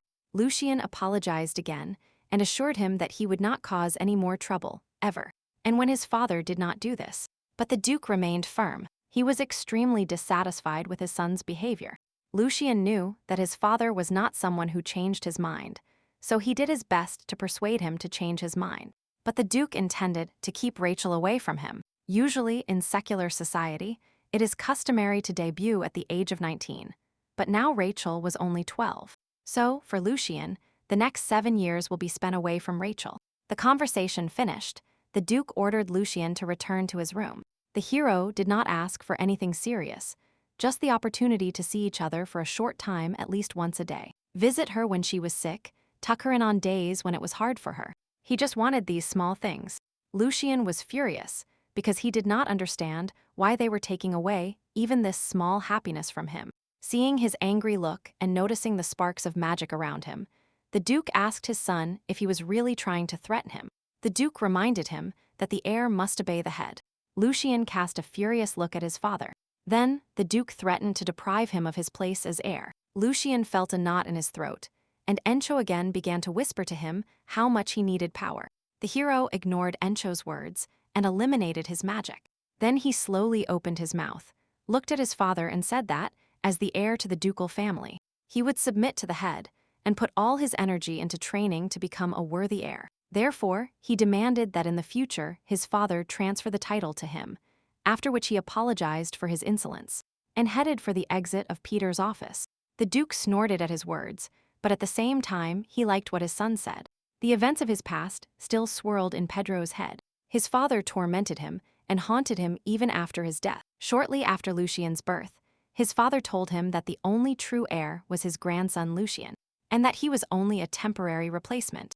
The Duke thought with a smile that Lucien was his father's true grandson. Rachel, who had been anxiously awaiting her brother's return the whole time, jumped from her seat as soon as he opened the door. She immediately asked if the Duke had given his consent. Lucien said no, in a sad voice. Hearing this, Rachel got upset because she really wanted to go on a trip with her favorite. However, the heroine tried to hide it, and to reassure the hero, she told him that everything was fine because she would only leave for a couple of days. But after her words, Lucien became even more depressed because he knew that Rachel would not leave for a couple of days. The girl, who knew nothing, promised to buy souvenirs to cheer up her brother. Observing the hero's behavior, the heroine thought he was upset because he couldn't travel with her, and she thought it was cute. Suddenly, he called her affectionately by her name. Rejoicing with joy, Rachel immediately responded to his call. Suddenly, placing his hands on her shoulders, he asked her not to forget him. Not understanding what he meant, Rachel looked into his eyes in surprise, tilting her head to the side, and asked him why he thought she could forget him. Lucien's eyes filled with a strange warmth at her words, as if this was exactly what he wanted to hear, and he hugged her tightly. After that, he gently asked her to remember him and kissed her on the cheek. The heroine blushed and became flustered from embarrassment. Excited, she started saying everything that came to her mind without thinking. Seeing her like that, Lucien smiled tenderly again. Lucien was willing to wait as long as he could, as long as she didn't forget him. The next day, the Duke personally escorted his daughter to the carriage, so she could go south with her beastmen. He told her that the captain of the Night Order would protect her until the southern lands, and added that excellent elite night guards were already waiting for her there, so she shouldn't worry.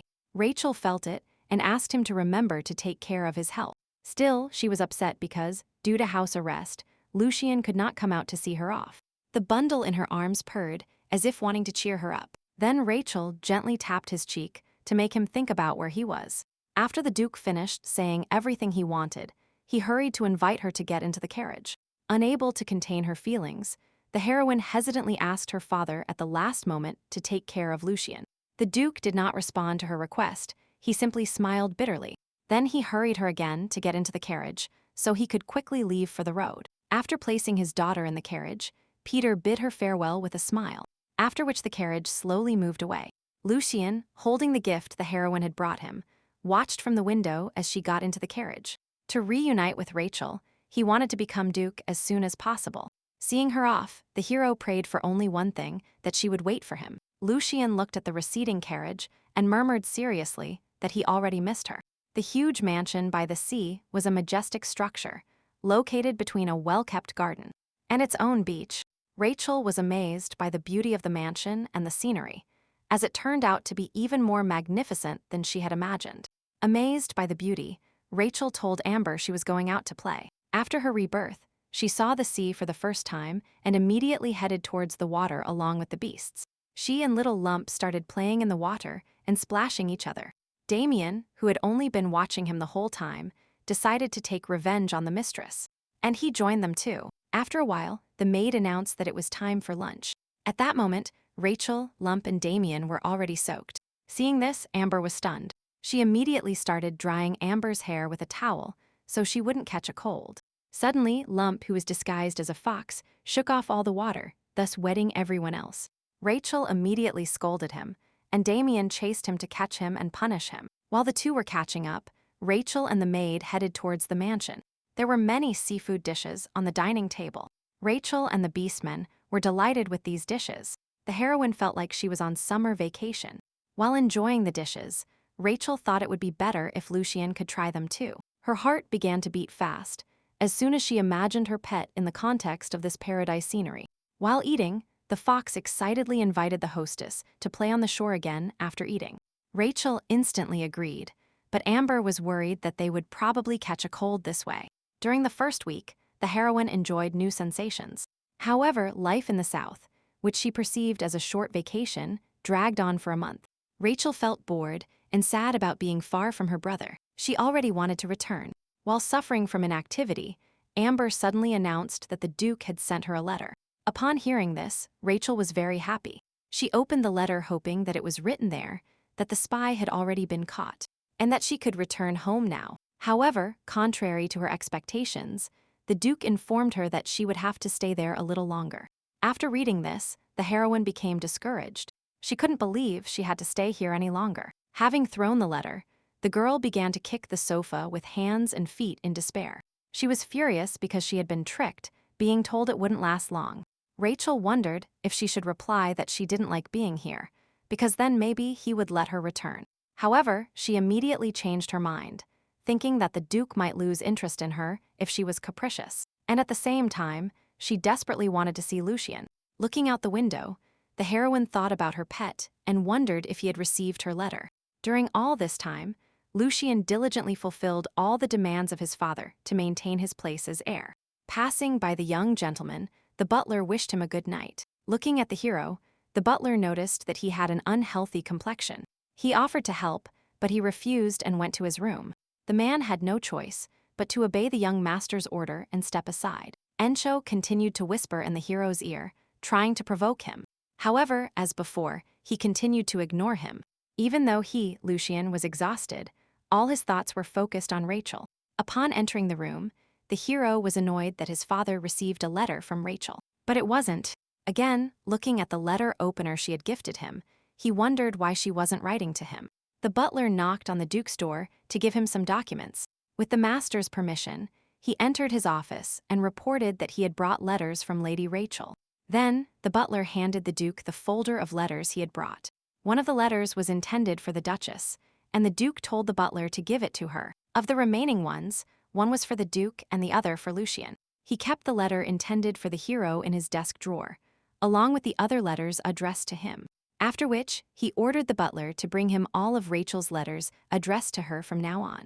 All this time, the heroine continued to live peacefully and without worries in the South. To alleviate her boredom a little, she invited her friends to join her. The girls were delighted with the seaside vacation, as it was their first time in the South. 3 months have passed since Rachel came to live in the South, and she finally managed to invite her friends there. When she returned to her room, the maid informed her that she had letters from the ducal estate. The first was another letter from the Duke, where he tenderly greeted his daughter. In the letter, he informed Rachel that during this time, they had found a spy on the estate, but that he turned out to be only a mercenary, blinded by money, and not the main instigator. However, the investigation was progressing, and a pseudo-religious organization was suspected of being involved in the case. Rachel was surprised to read this, because she did not remember the original having that world setting. After reading the letter further, she became angry, as the Duke further wrote that he would continue the investigation, and he would send her precise news. But in the meantime, he asked her to stay in the South a little longer. After reading the letter, Rachel sighed in disappointment, but still assumed she couldn't return yet. Another letter from the Duchess arrived. In the past, she didn't even let the heroine into her room, but now she replied to her letters. Upon opening the letter, Rachel thought that most likely this could be considered proof that she had somehow recovered from her mental illness. In the letter, the Duchess states that even though it is still a warm season, the sea breeze is colder than it seems, so she must take care of her health. She also replied to her question about Lucien and said that lately he has been studying more, and he started eating less, which worried the Duchess. Camilla was also worried about Lucien, so she asked Rachel to tell him about it in a letter.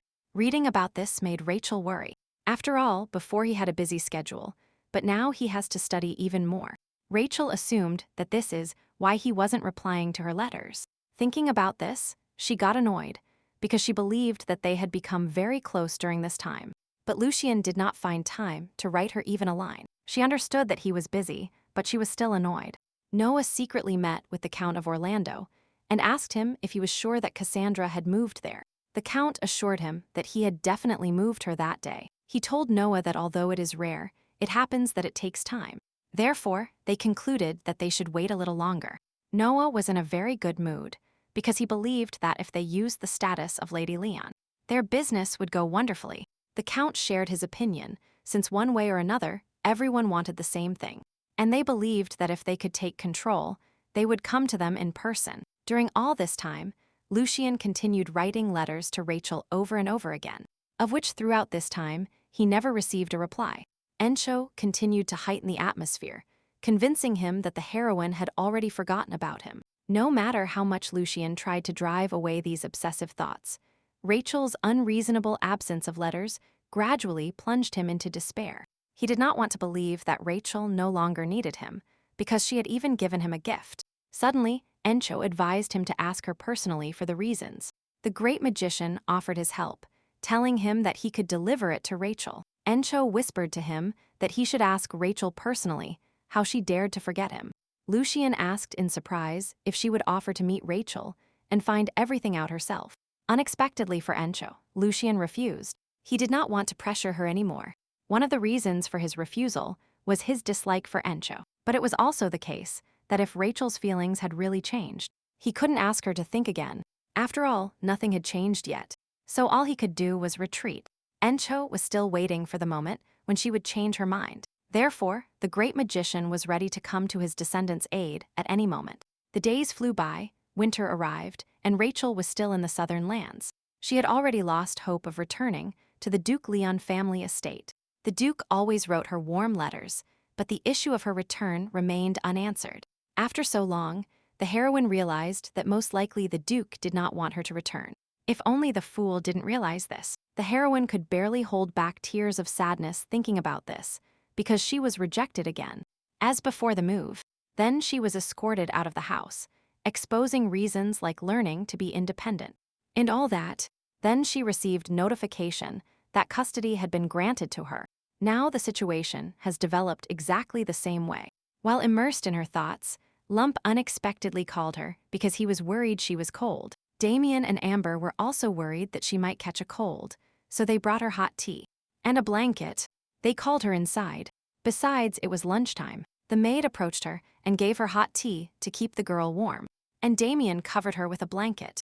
Their words and actions warmed the heroine's soul. After all now, unlike her previous life, there were people by her side who valued her and cared about her. However, even though the heroine lost hope of returning, she continued to send letters to the members of the Leon family. Rachel, for her part, did not want to let go of the thread that had not yet broken. Moreover, the Duchess responded to her very actively. Now that they were separated by distance, they communicated much more than when they lived together. Rachel thought that some relationships were forged stronger with letters than with conversations. Unlike her, Lucien never replied to her. The hero, as before, simply trained and studied all day to quickly achieve his goal. Suddenly, he heard Rachel's soft voice calling him. However, when he turned around, he found no one. He called her, but there was no response. Returning to his room, he began copying books, and suddenly, her clear, ringing voice was heard again in the silence. But this time, looking around, he found no one. Over time, Lucien became increasingly depressed and recently even started hallucinating. Encho expressed sympathy for the fact that he was gradually going crazy. However, Lucien did not want to listen to him, so he ordered him to disappear. At that moment, Rachel's voice was heard behind him again, who, as usual, called him and asked where he was going. Then she ran up to him with a smile and offered to go together. He immediately turned around and enthusiastically tried to hug her. However, as soon as his hands touched her, she disappeared again, and again her voice sounded behind him. So, wherever he looked, the image of his sweet little sister appeared before his eyes, and her soft, affectionate voice, full of love and care, sounded everywhere. His mind was clouded, although he understood that it was unreal, but he could not get rid of these visions. Finding her son in such a state, barely standing, the Duchess looked extremely worried. Her desperate cry helped Lucien come to his senses. Looking at her son pale as chalk, she said worriedly that she would call the doctor now. The hero wanted to refuse because he needed to keep to the schedule, but the Duchess remained firm. She insisted that Lucien rest in his room, as his health came first, and she promised to talk to the Duke herself. Lucien had to agree, and, together with his mother, returned to the room where he was supposed to sleep. Then, clumsily, he thanked the Duchess for her concern. The hero was very surprised when Camilla replied by asking him if he really missed Rachel so much. The Duchess said that after her sudden departure, even she felt sad. Moreover, she noticed that Lucien had lost a lot of weight since the heroine left the estate. But what surprised the hero most were his mother's words that Rachel said she also missed this place. Camilla told him that she and the heroine sometimes exchange letters. Upon learning this, Lucien became even more annoyed because Rachel, who even wrote to the Duchess, for some reason, did not send him a single letter. Rachel, as usual, had lunch and chatted cheerfully with the beastmen. She became very happy when the maid served her seafood pasta with hot sauce. Since the fox did not know what hot sauce was, Rachel could not wait for him to try it. While the heroine enjoyed the taste of the spicy food, Damien and Lump almost choked. Amber hurried to serve them water, but the fox was lost and did not understand why the mistress was eating it. The maid offered Rachel to drink some water too, but she refused, and continued eating happily. Rachel teased the beastmen, saying they could not know all the delights of spicy dishes, but Lump thought she had strange preferences. Looking at them, Rachel thought she wanted to continue living happily with these people. There was a time when Lucien was one of them, but for over 6 months, she did not receive any letters from him. It was as if he had completely forgotten her. Rachel assumed this was a standard ending for a secondary character, due to the love story of the main characters. Secondary characters naturally disappear from the sight and thoughts of the main characters. Lucien was confused at that moment. He couldn't understand where he had made a mistake and why Rachel wrote to everyone except him. The hero suggested that perhaps she felt offended because he could not visit her when she was sick. Or maybe she was disappointed because he didn't even see her off due to house arrest. And with all that, he asked her not to forget him. Taking advantage of his despair, Encho again suggested not guessing alone, but going to ask her himself. But Lucien was afraid that she would say she was displeased with him. He was afraid of her answer. Encho continued persuading him, telling him that he would like to meet his beloved, even despite the scorn. The great magician said that he loved someone so much that he was willing to give his life. He was even willing to sell his soul to the devil if that allowed them to meet again. But Lucien had the opportunity to meet Rachel, and Encho was willing to help him. As a result, the hero agreed and asked Encho for help. As the last time, the great magician inhabited his descendant's body and teleported with him to the southern estate. Then he left the hero's body, saying that they had already arrived. Lucien regained consciousness and found himself standing in Rachel's room. Lucien hesitantly called the sleeping heroine. Seeing that the girl was already asleep, Encho suggested returning later, but Lucien refused to leave. Before meeting Rachel, the hero lived like a ghost. His father despised him, and he couldn't even see his mother. The servants on the estate had no choice but to adapt to the owner's behavior. There was no place for Lucien anywhere.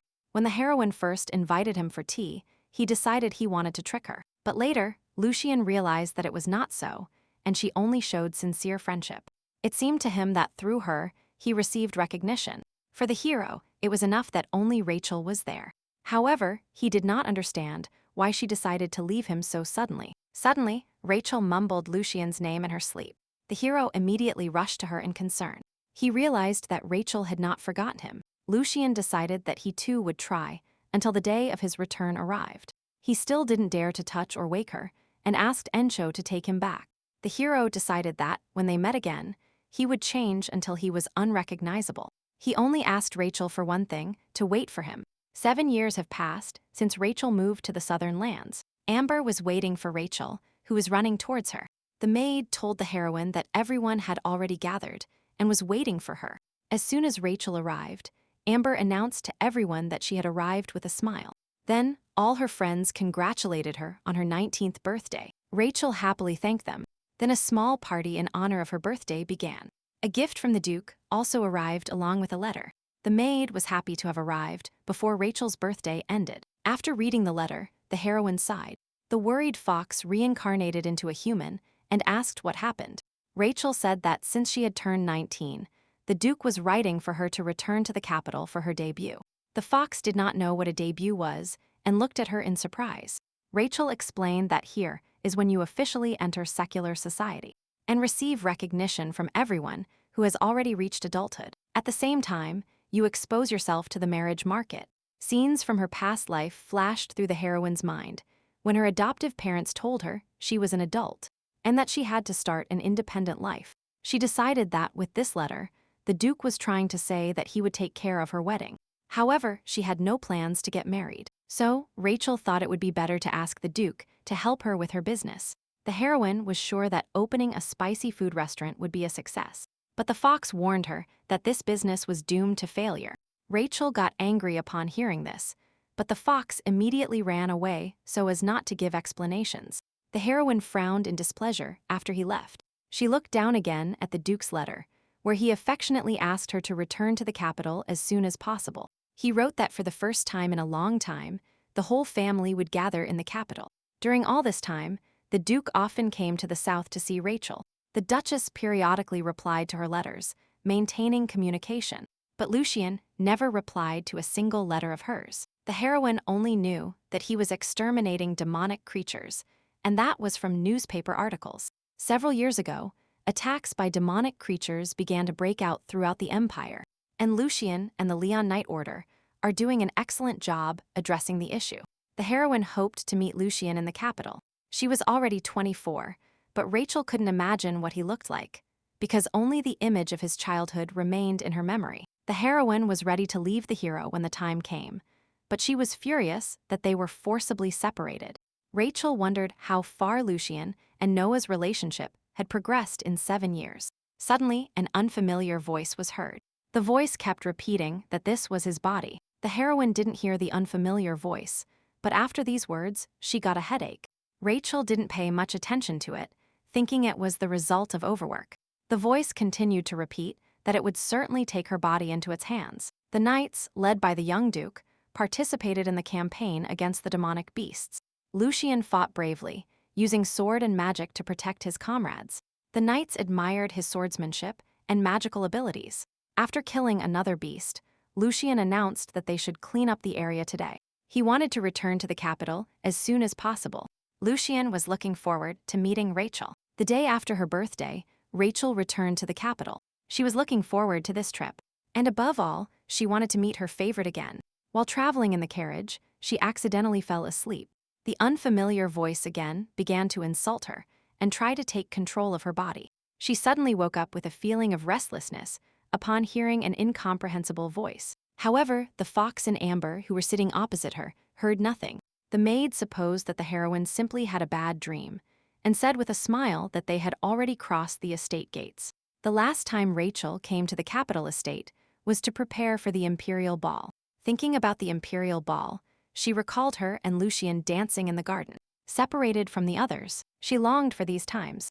When the carriage stopped, the butler opened the door and greeted her.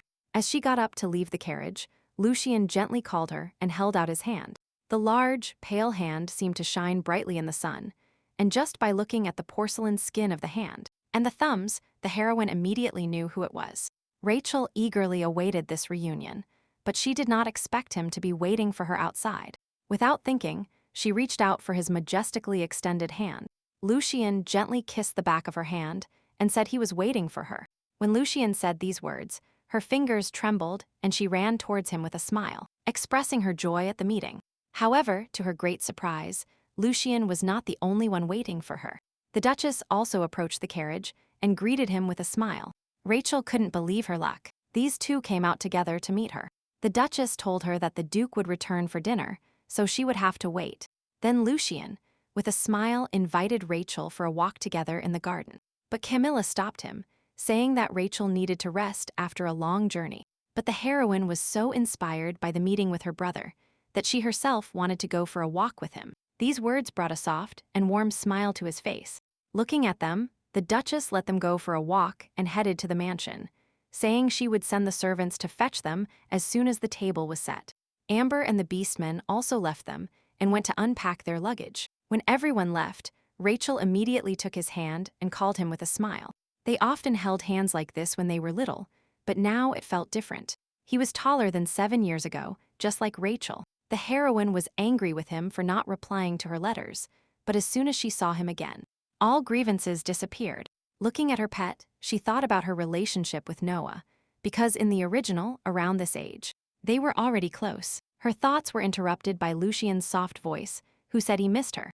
Rachel lowered her eyes shyly and replied that she missed him too. Seeing the doubt in his eyes, he gently touched her cheek and lifted her head to look directly into her eyes. Lucian then reiterated that he missed her very much.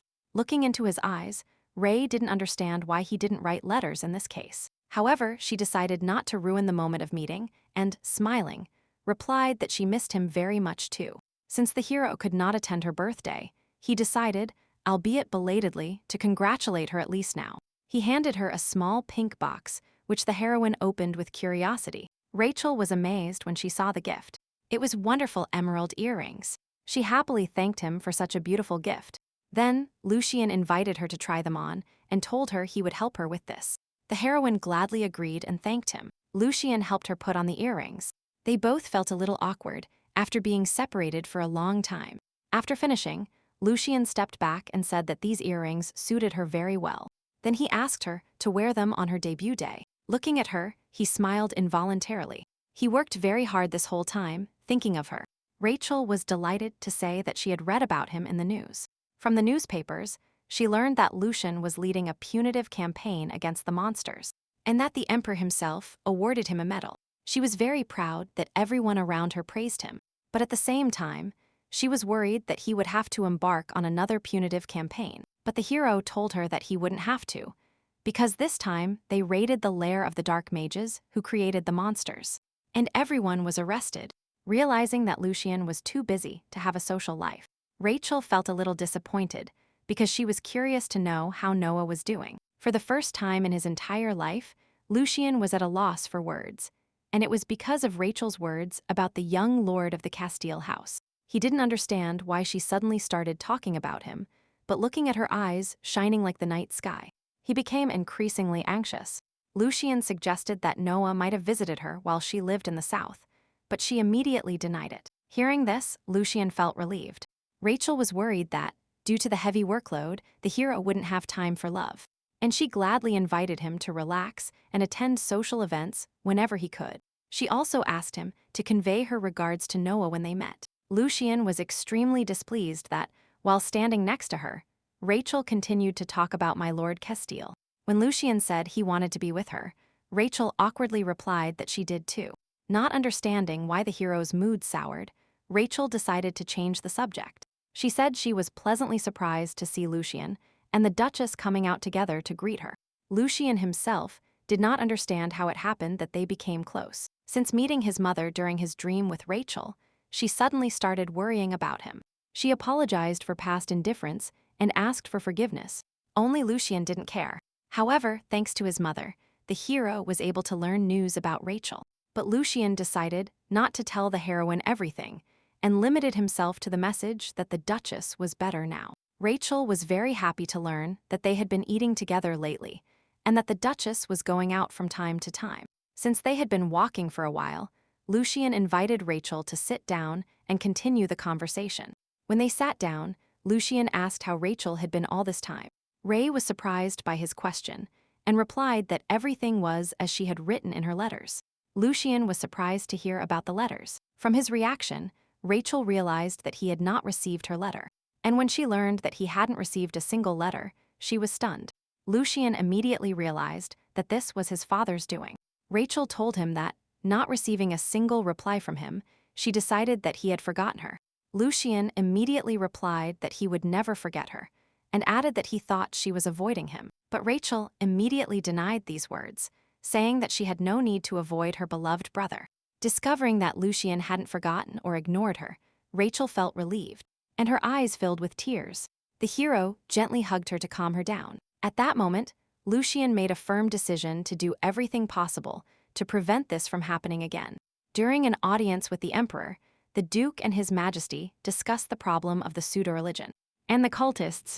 The king appreciated Lucien's important contribution to the capture of these people and the destruction of the monsters. The Duke believed that the emperor was exaggerating the importance of his son's actions. His Majesty had high hopes for the young Duke and expected him to inherit the title of Duke this year. However, Peter decided to postpone this matter for a while. After meeting with the emperor, the Duke had a terrible headache. It all started 7 years ago with Rachel's kidnapping. A religious sect worshipping the demon king began to emerge everywhere. Traitors to the empire, they kidnapped people and brainwashed them. In recent years, they have plunged the empire into chaos by creating demonic beasts using sulfur magic. And it was none other than Lucien who revealed this truth and performed many outstanding feats. But the Duke still couldn't recognize him. His thoughts were interrupted by a servant's voice, who announced that they had arrived. Upon opening the carriage door, the butler informed the Duke that Lady Rachel had already arrived. Peter immediately ran to her room to greet her. Despite the Duke's good mood, Rachel greeted him coldly and formally. She was upset about the letters, so she decided to ask the question directly. The Duke was stunned to realize that she already knew everything. Peter made no excuses, as everything was obvious, and understood that Rachel was most likely upset. He replied that he did it only out of concern for her. The Duke told her his concerns about Lucien. He said he was worried that Lucien might be a bad influence on her. The more he spoke, the angrier she became. The heroine realized that Peter still saw his father in Lucien. Looking directly into the Duke's eyes, she said that the brother she knew was kinder and more understanding than anyone else. Rachel asked him to stop projecting someone else onto Lucien and accept him as he is. This time, the Duke promised to think about it. Lucien took the fruit basket and approached Rachel, just like in the old days. When he knocked on the door, Rachel, as before, came out to greet him with a bright smile. She happily took his hand with hers and pulled him into the room. The heroine happily reported that she had found all the letters she had sent him and handed him the box with them. Lucien was so happy that he wanted to read them immediately, but Rachel forbade him and told him to read them in her room.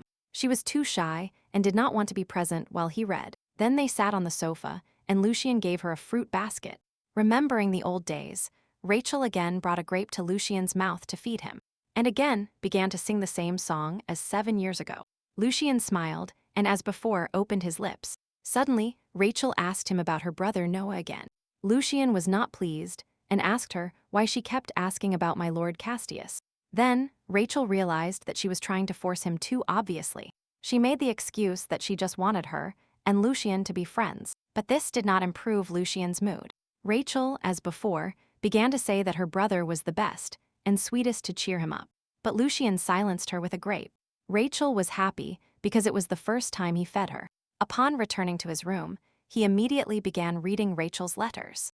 As he read them, he imagined Rachel, who had been writing unanswered letters for those 7 years. He complained that Rachel abandoned him, but it turned out to be the complete opposite. Lucian was happy that they were finally together, but her constant questions about Noah bothered him, and he even began to suspect that she liked him. Seeing Lucian in the hallway in the middle of the night, the Duke asked him what he was doing there, but the hero explained nothing, just said it was time to go and left.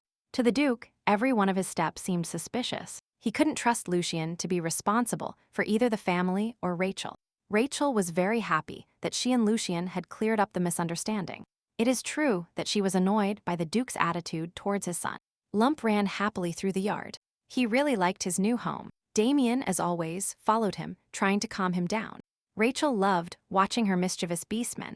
In the original, Oscar was a character with a rebellious spirit who overreacted to everything. He suffered more than enough from the fact that he was born a beastman, and this left many wounds in his soul. But now Oscar has become completely different, sweet and cheerful.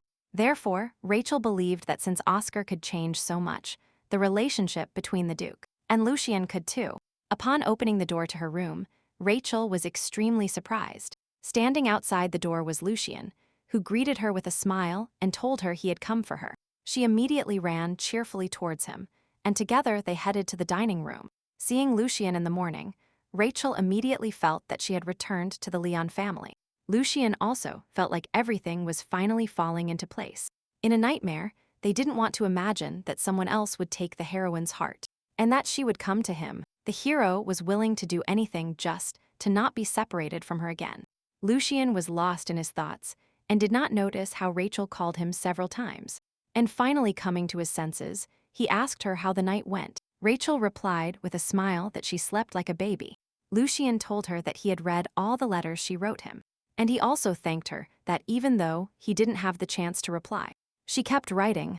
While talking, they didn't notice how they were reaching the dining room door. As soon as they approached, the servants announced their arrival and opened the doors for them. The Duke and Duchess, who were already seated at the table, invited them to join them with a smile. Rachel was delighted to see that Camilla was also having breakfast with them. The Duchess invited her to sit next to her, and she happily accepted. Approaching the table, the hero ordered his silverware to be moved to an adjacent spot. He decided to sit opposite Rachel, as in the old days. The heroine told the Duchess that this is how they sat at the table when they were little. Then Camilla invited everyone to sit opposite each other this time. The Duke was surprised but agreed. After settling down, they began to have breakfast. After breakfast, the heroine went for a walk in the capital with the beastmen, while Lucian was busy working on documents. She suddenly saw Noah in the city. Rachel immediately ordered the carriage to stop and ran after him. Noah was drinking aromatic tea at a downtown cafe and enjoying it. Suddenly, Rachel ran up to him and greeted him. Noah only remembered her after she introduced herself. At first, he decided that Cassandra had possessed her, but seeing her surprised face, he realized that it was not so.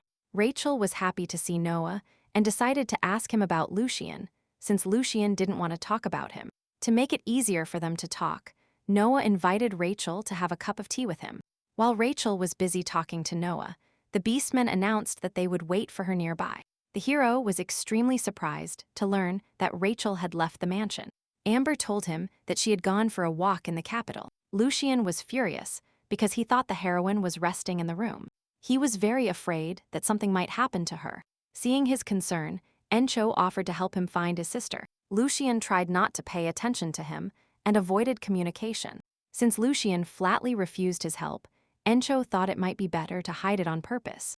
But he told Rachel about his favorite coffee and tea. Rachel tried the tea he recommended and liked it, but he tried to win her sympathy and gave her several strange compliments.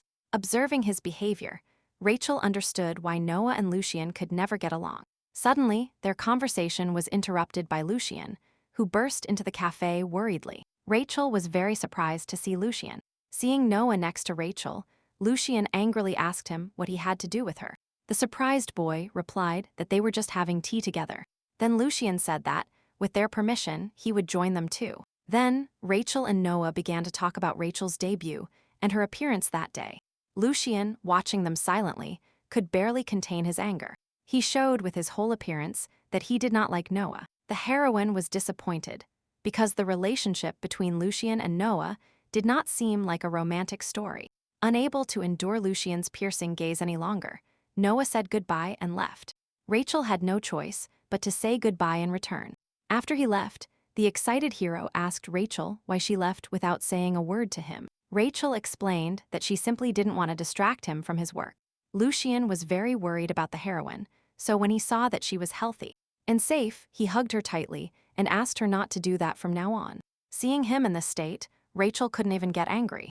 Since Lucien was already in the city, the heroine suggested taking a walk together. She then informed the beastmen what would happen to their brother next, and told them to return to the mansion before nightfall. After Damien and Lump left, Lucien suggested that Rachel go to the workshop first to choose a dress for her debut. Lucien wanted their clothes and Rachel's to match. Upon hearing this, the heroine immediately agreed and hurried into the carriage. The king believed that the debutante ball was the most appropriate time to present Prince Elliot. He was sure that everyone would praise the appearance of the new prince, Elliot. Lucien and Rachel were busy choosing the right attire for her debut until the evening. Then they headed to the mansion in a very good mood. That day, the heroine was very tired, so she fell asleep in the carriage. And Lucien gently wrapped his arms around her shoulders to make sleeping more comfortable for her. Suddenly, Encho asked him who he wanted to be for Rachel. The hero didn't know what to answer. He wanted to be the person closest to her. Unexpectedly, the great magician said that the heroine seemed very familiar to him and that he had seen her somewhere. When they arrived, Lucien decided not to wake the heroine and took her in his arms.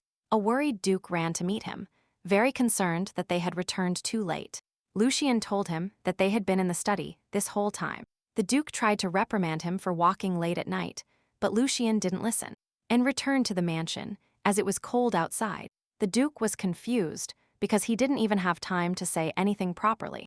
Lucien gently laid the sleeping Rachel on the bed, trying not to wake her. Looking at her, Lucien thought that he didn't want her to get married and leave him alone again. Upon leaving her room, he ordered Amber to change her clothes. While walking in the yard, Damien sensed that something was wrong. He immediately turned into a falcon and flew towards the lady's windows. Looking at her, he noticed that something was wrong with her mana. Damien immediately started scratching the window and making noise to wake Rachel. She woke up from the noise, and upon seeing Damien outside the window, she let him into the room with concern. Falcon again took human form and enthusiastically asked her if everything was all right with her. He told Rachel that something strange was happening with her mana. But Rachel didn't even know what mana was. Damien explained that it is a unique energy that fills one's soul. He said that Falcon Beastmen had the ability to recognize the color and flow of mana, and that her mana had just become murky. Rachel suggested it might be fatigue and said there was no need to worry. After making sure the hostess was fine, Damien apologized and left. Although Damien didn't insist on his own accord, he clearly saw that the mistress's mana shone brighter than anyone else's. But at the same time, there is a danger that at any moment it will become murky, disperse, and disappear completely. It is weaker than ordinary mana, like a fragment broken off from something. Cassandra was very surprised that the falcon could sense her and decided to be vigilant for a while. In the morning, Amber diligently helped Rachel prepare for her debut. A few minutes later, Lucien came to pick up his sister. Rachel praised his appearance with a smile and asked what he thought of hers. Without hesitation, Lucien replied that she looked beautiful. Rachel also told him that the studio sent the doll along with the dress. Rachel suggested that Lucien get a doll that looked like her to watch over him while he worked. Lucien happily agreed and placed the doll in his magical subspace. He kept his most valuable things there. Lucien then held out his hand and told her it was time to leave. Without hesitation, Rachel took his hand and they left for her debut. The Duke and Duchess were already ready and waiting for them. When they arrived at the ball, the Duke and Duchess stepped aside to discuss some matters with other aristocrats. Lucien asked Rachel if she wanted anything to drink. Before Rachel could answer, young aristocrats and nobles surrounded Lucien to talk to him. Rachel wanted to step away so as not to disturb him, but Lucien announced to everyone who wanted to talk that he was accompanying my lady now, and that it was better to postpone the conversation for later. The young aristocrats were perplexed but agreed. The delicacies looked very appetizing, so the heroine offered to try them. She was surprised to find spicy food on the table. Elliot watched her the whole time. After satisfying herself with the spicy treats, Lucien invited her to his first dance. Rachel happily agreed to give him her first dance. Rachel's friends suddenly approached, and she had to step away for a while. Besides, many were eager to separate so they could talk to Lucien. Seeing Rachel, Noah also hurried to greet her. After a while, the emperor and empress also joined the dance. Everyone present bowed their heads to them in respect. While the emperor was delivering his speech, Elliot stood proudly beside him. Seeing his face, Rachel immediately remembered that this was the same Elliot who kidnapped her 7 years ago. Now, standing behind the emperor, he looked directly into her eyes. The emperor concluded his speech with good news. He said he had recently met his son, who had been lost in the past. Since he was not born to the empress, he was raised outside the palace, and at some point, the connection with him disappeared. And thanks to a miracle, he was found again. After his words, Elliot saw Leonis introduced himself and greeted the guests. Rachel was terrified, because in the original story Elliot never found his father. Whereas now, because of his words, he became a prince. Realizing that the king was acting strangely, Lucien worriedly. He asked what was wrong, but she couldn't tell the truth, so she replied that she was a little worried. Then Lucien gently took her hand and tried to calm her down. Next to the hero, the emotion subsided and she felt safe. After the emperor personally congratulated all the debutantes and debutantes, the time for the first dance arrived. But before the heroes could start dancing, Elliot suddenly called Rachel. Approaching, he asked Rachel to dance. She was confused and didn't understand what he had in mind. While Rachel frantically thought about how to discreetly refuse him, Lucien answered for her and said that she couldn't dance because she wasn't feeling well. He informed the prince that due to the great excitement, she had turned pale and was trembling, so she needed to rest a bit. After such explanations, not even Elliot could object. Then Lucien picked her up, and they went to find a quiet place to rest. After they left, the heroine relaxed a bit and thanked her brother for his help. At that moment, the heroes realized they preferred silence over crowded places. When the sound of music was heard, Lucien looked into her eyes and said it would be a shame not to dance in such luxurious outfits. Then he stood up and invited her to dance. Rachel accepted his invitation and, as in the past, wrapped in the moonlight. They danced alone. Elliot decided to follow them so as not to lose sight of Rachel, but noticed that the girl had eluded him and was having fun now. Elliot was upset because he even became a prince upon meeting her. After her debut, Rachel began receiving a shower of invitation letters. While she was busy with these letters, the Duke invited her for a walk. He wanted to recall the past and take a walk with his daughter. Rachel happily agreed. After a short walk, they stopped at a cafe where they rumored to serve delicious desserts. While the Lies were sitting at the cafe, she suddenly noticed Noah, and Lucien walked beside him. Seeing them together, he thought they were secretly dating her. Then, the heroine became happy, suggesting there was still hope for the Lucien-Noah couple. Seeing them, he immediately invited his father back so he wouldn't see Lucien. While traveling in the carriage, the Duke decided to take the opportunity to tell her about his uncle. The Duke said that most likely Derek of Orlando was connected to the religious sect that kidnapped her. Then he asked her if she knew anything about it. Then Rachel said that, when she was kidnapped, she saw her uncle in the company of a strange group of people. The Duke was stunned by this news, but the heroine added that she wasn't sure, so she didn't say it. Noah was happy that the young Duke visited the restaurant under his management. He also invited Lucien to accompany Rachel, but the hero left without answering his invitation. Upon reaching the carriage, Lucien asked his assistant for some data, and he replied that the received materials were inside. Inside the carriage were papers containing information about Noah. Noah of Castia has been rapidly expanding his business lately. However, this also led him to enormous debt, and currently income does not cover the investment. After reading this, Lucien was convinced that Noah was not suitable for Rachel. When he returned home, Rachel greeted him. She ran to him as usual and greeted him. Rachel waited with shining eyes for Lucien to share his love story with Noah. But Lucien didn't understand what she was trying to achieve because the one she likes is her. Suddenly, the hero asked Rachel if she liked Noah. The heroine replied, without hesitation, what she liked. Hearing this, Lucien became upset. Seeing that Lucien's mood soured instantly after her answer, Rachel concluded that Lucien was mistakenly assuming they were in a love triangle. She hurried to explain to him that everything was wrong. Rachel explained that she feels nothing for Noah and does not want to become his girlfriend. She explained that she was only interested in Noah as a person. After these words, Lucien felt relieved. Rachel also told Lucien that she went out with the Duke and bought him a gift. The gift was a dessert, which she happily gave to Lucien. From her hands, everything was delicious for Lucien. And at the same time, due to Encho's influence, he shouldn't have tasted it. After dessert, Rachel told Lucien about the conversation she had with the Duke about her uncle. Rachel shared her feelings about the Orlando family. Lucien was always willing to be there and support her in everything. Upon leaving Rachel's room, Lucien was transported to his magical subspace. He brought the desserts here, which he gave to Rachel, to use magic and preserve them forever. Encho thought Lucien was crazy and didn't understand what he wanted from Rachel. Lucien himself didn't know the answer to this question, but he realized that he was obsessed with her. The hero didn't want to give Rachel away to someone else, so Encho suggested locking her up, because that way she would be safe and close. But Lucien couldn't do this. The next day, Rachel's pleasant time with the beastmen was interrupted by the prince, who wanted to meet her. Rachel greeted him according to etiquette. Lump immediately recognized Elliot and told Damien about it. They immediately moved her away from the prince to protect her. Not understanding the reason for their actions, the Duke apologized to the prince. After the Duke left, Elliot expressed his regret to the heroine for not being able to dance at the ball. Rachel was cautious because she didn't understand what he was trying to achieve. With a smile, he thanked Rachel for telling him who her father was. Elliot said he lost one of his eyes because of the sauce she threw in his face, so he went south and watched her the whole time, waiting for an opportunity for revenge.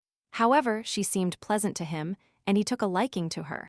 And more than revenge, he was overcome by the desire to take possession of her. That's why he wanted Rachel to be his wife. Elliot didn't understand why she hesitated, because the title of prince fits perfectly with a duke's daughter. The more Rachel listened to him, the more convinced she became that he was crazy. Their conversation was interrupted by Lucien, who asked why the prince had come. Elliot replied that he had business with my lady, and with a smile, he added that he had just proposed marriage to her. Hearing this, Lucien decided to join the conversation and ordered another chair to be brought. Rachel tried to decline as politely as possible. She said she wasn't going to marry yet and added that, anyway, the prince wasn't her type. Then Elliot asked who her type was. In response, Rachel described her brother in as much detail as possible. However, it turned out that the emperor and the duke had already approved this marriage. Now she could no longer refuse so thoughtlessly, so she asked for time to think about this decision. Having said everything he had to say, Elliot left. Upon returning to the room, Lucien asked Rachel how she knew the prince. She didn't talk about the kidnapping, just changed the subject. Lucien was furious because his father agreed to this marriage. On the other hand, he understood that, even if not now, in the future he would constantly have to observe a similar image. Encho continued to suggest to Lucien that he lock her up in the subspace. These thoughts gave Lucien a headache. He lay down on Rachel's lap to calm down. The heroine gently stroked his hair and sang him a lullaby, trying to calm him. At that moment, Lucien, reflecting on Encho's words, believed that the subspace would strangle Rachel, and he decided to prepare a house just for the two of them, where no one would see her except him. Although the heroine was the one who lulled Lucien to sleep, she finally fell asleep, and he picked her up to put her on the bed. After putting her down, the hero carefully covered her with a blanket, as he always did. Upon leaving Rachel's room, he ran to his father to discuss the prince's marriage proposal. However, it turned out that the Duke was hearing about this for the first time. Lucien was furious, thinking this was a sign of disrespect towards his family. Although they took the form of vassal and master, the Imperial and Leon families maintained an alliance relationship. After all, according to history, they founded an empire together, and now they simply maintain a certain status. But the Duke stopped him before he crossed the line because he was nervous, and he emphasized that they were loyal vassals of the imperial family. Lucien was disappointed because he saw that even when the whole empire was worried about the appearance of monsters, the imperial family did not take any action.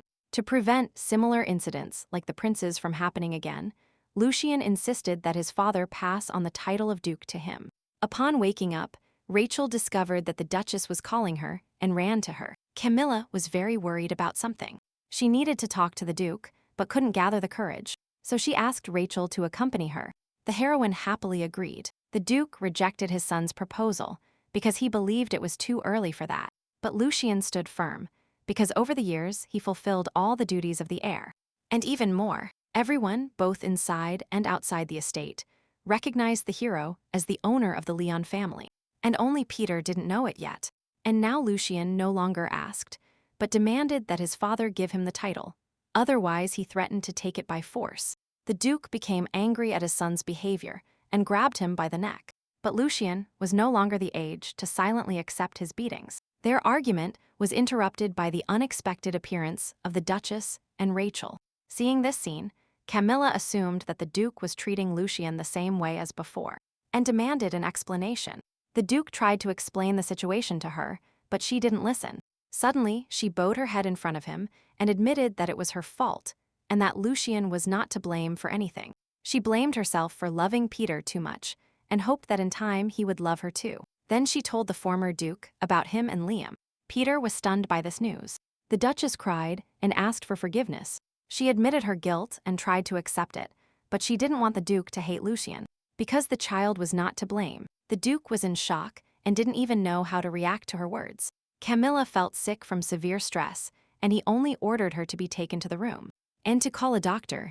Lucian and Ray helped the Duchess reach her room. After examining her, the doctor reported that the Duchess was exhausted from weakness and recommended paying attention to replenishing nutrients. Then, the heroes went to Lucian's room to discuss the situation. Lucian honestly told her how everything happened. Rachel tried to comfort him, as it was evident that his father did not recognize his efforts and merits. Lucian was very happy when he heard the heroine's words of support, because only her opinion mattered to him. Rachel promised that she would always be by his side. Sitting alone, the Duke repeated the Duchess's words over and over in his head. He tried to understand at what point everything went wrong. The father forced Peter to break up with Liam.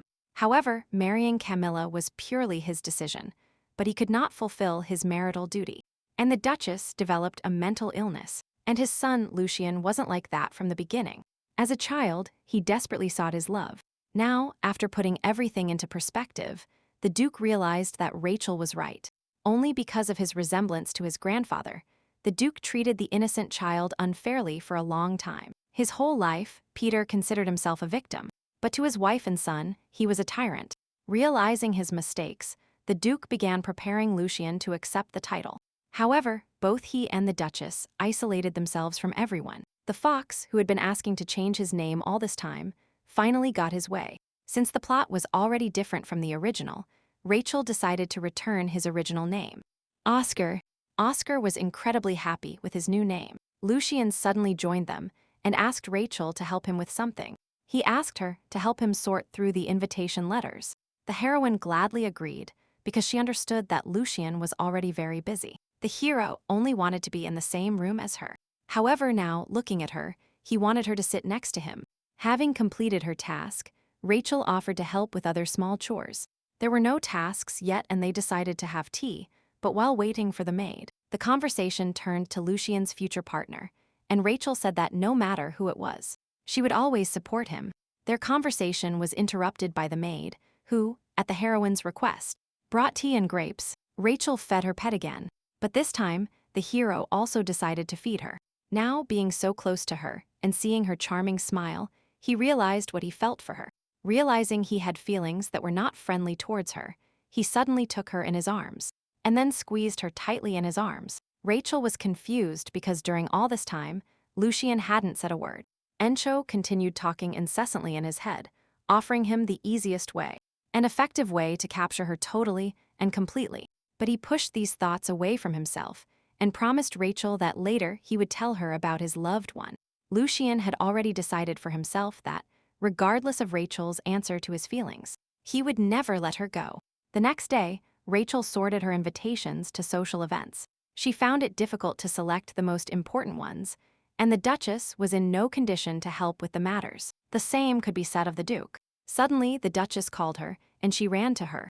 She told Rachel that she and the Duke had met and had a sincere conversation. She also said that, starting from this imperial ball, she and the Duke planned to resign. In the evening, the maid announced that the dress for the imperial ball had arrived, and that the doll was attached to the dress again, and the younger Duke sent her jewelry. Upon opening the box, Rachel discovered that Lucien had even taken care of the doll. Therefore, the first thing she decided to do was decorate the doll. When Lucien arrived, she ran happily to him and thanked him for the jewelry, and then dragged him to show him the doll. Lucien looked with great interest at the doll that resembled Rachel. Since he took the previous doll, Rachel suggested maybe he wanted this one too. Lucien accepted the gift very gladly. Looking at him, the heroine couldn't even imagine that he liked dolls so much. Before leaving, the hero gently kissed her forehead and wished her a good night. During this time, Noah boasted to Count Orlando that Lucien and Rachel were interested in him. Suddenly, Noah said he thought Rachel looked like a woman called the Saint in the past, especially her hair and eye color. This would explain why Cassandra died, trying to take possession of her body. Noah thought Rachel was in love with him and wanted to take advantage of it. He decided to approach her, and if she really turned out to be a saint, get rid of her. Amber carefully braided her lover's hair for the imperial ball. Lucien arrived before the agreed time and watched the girl, waiting for her. Lucien helped the girl with her hairdo. He put jewelry on her, and they went to the imperial ball together. Unexpectedly, the hero asked Rachel not to call him brother, but to call him by his name. Rachel looked at him with a perplexed expression. Their conversation was interrupted by Noah, who saw them and came over to greet them. Rachel returned the greeting with a smile. Noticing the heroine, Elliot also approached her. After greeting her, he immediately asked her if she had thought about his proposal. He said this deliberately loud enough for everyone present to hear. Then, Lucien defended Rachel and loudly declared that she had already rejected him. At that moment, all the attention of the aristocrats focused on these three. Rachel was worried that they might accuse Lucien of insulting the imperial family, and she pretended to faint to calm the situation down. Rachel pretended to be sick and went to the rest room. Worried, Lucien ran after her. After making sure no one was around, Rachel urgently asked Lucien not to do this again. However, the hero could not silently watch someone brazenly court Rachel. But Rachel was worried they would accuse him of insulting the imperial family. However, Lucien stood firm in his position. In the end, Rachel decided to thank him for his help. When Rachel called him brother again, Lucien pulled her close and told her to call him by his name. Although Rachel was reluctant at first, realizing it was useless with Lucien, she agreed. Hearing her name on his lips, he smiled tenderly at her. The prince watched them from afar the whole time. Seeing this, the hero hugged Rachel tightly. Then he invited the heroine to return to the estate. Since everyone could see that Rachel was not feeling well, no one would think it was strange. Seeing this scene, Elliot thought that Rachel already had a fiancé, so he was rejected. But still, the prince was not going to give up. After the ball, Lucien listened to the Duke's moral teachings. However, since Elliot was also at fault, the matter was discussed with the imperial family, and both parties decided not to make an issue of it. While walking in the garden, Rachel met the Duchess, and they decided to take a walk together. While walking, Rachel and the Duchess discussed recent events, including the ball, and the incident in the Duke's study. The Duchess was surprised because Rachel did not ask any questions. The heroine explained that she approaches questions about the Leon family cautiously, because she does not consider herself a real member of the family. There was a time when the Duchess herself thought so, but now everything was different. Even though they were not royal relatives, the Duchess did not consider her a stranger. The Duke considered her even more sincerely his daughter. These words confused the heroine's heart. After the walk, Rachel returned to her room, where Oscar was waiting for her, trying to scare her. They entered the room to rest a bit. Sitting on the sofa, Fox ate his favorite sweets and Rachel read a book. Realizing the heroine was bored, Oscar invited her to tell him a horror story. Oscar began his story with the fact that under the world they live in, a demon king lives. And evil spirits, 1,000 years ago, this evil spirit came to the surface to enslave their world. But evil spirits did not have physical bodies in their world. Therefore, they began to inhabit people. Although the demon king is sealed now, and the world is calm. However, he is not completely sealed in reality, so the evil spirits, having gained strength, they hide among them. Therefore, he advised the hostess to be careful about those around her. However, Oscar emphasized that they were only interested in human bodies and that he could be trusted. A beastman, Rachel was amazed by this story because the original had no such world scenarios. The heroine was surprised because she is also a migrant. Oscar learned this story from a grandmother, a turtle who lived for 1,000 years. After the imperial ball, all the aristocrats talked about the newly appointed prince. Elliot saw Leonis. Lucian understood that by opposing the influential Leon family, Elliot would only alienate secular society and worsen his situation. Therefore, the hero believed that the prince was either a fool or had some guarantees. Lucian was sure that there was some reason why the emperor, having a legitimate heir, was forced to grant him the title of prince. He wanted to know this secret so he could take the prince out of the game. A couple of days after the ball, Noah came to visit Rachel. He behaved with the greatest courage and elegance possible to approach her. Between the lines, he asked about her engagement to the prince, and the heroine said she had already rejected him. Taking advantage of this opportunity, Noah admitted that he has romantic feelings for Rachel. The heroine was dumbfounded. She never expected this. Noah misunderstood Rachel's desire to approach him, so she apologized and explained to him that she was only interested in him because he was a friend of her older brother. Realizing that he was wrong about his assumptions, Noah hastily said goodbye and left. When Kylo left, Cassandra tried to tell him that he had misunderstood, but he didn't listen to her. Hearing an unfamiliar voice coming from nowhere, the heroine got scared and didn't understand to whom it belonged. Everything was fine for a while, but she started hallucinating again. Suddenly, worried beastmen rushed towards her. Demian said they saw the silhouette of the hostess in the window. She was suddenly surrounded by murky energy. Hearing their words, Rachel shared with them that she had just imagined a voice. After looking closely at the heroine, Demian said that now it seems there is no murky energy, and that everything seems to be in order. Oscar showed the owner a beautiful red bead. He gave the bead to Rachel to protect it and told her to carry it with her everywhere. Still not understanding the reason for his words, Rachel put the bead in the pendant and put the chain around her neck. Upon learning that my Lord Castra was at the estate, Lucian rushed excitedly to the heroine. Rachel said that Noah had already left, but the hero asked about the purpose of his visit. The heroine said that his excessive kindness misled him, and he confessed his feelings to her, but she immediately rejected him.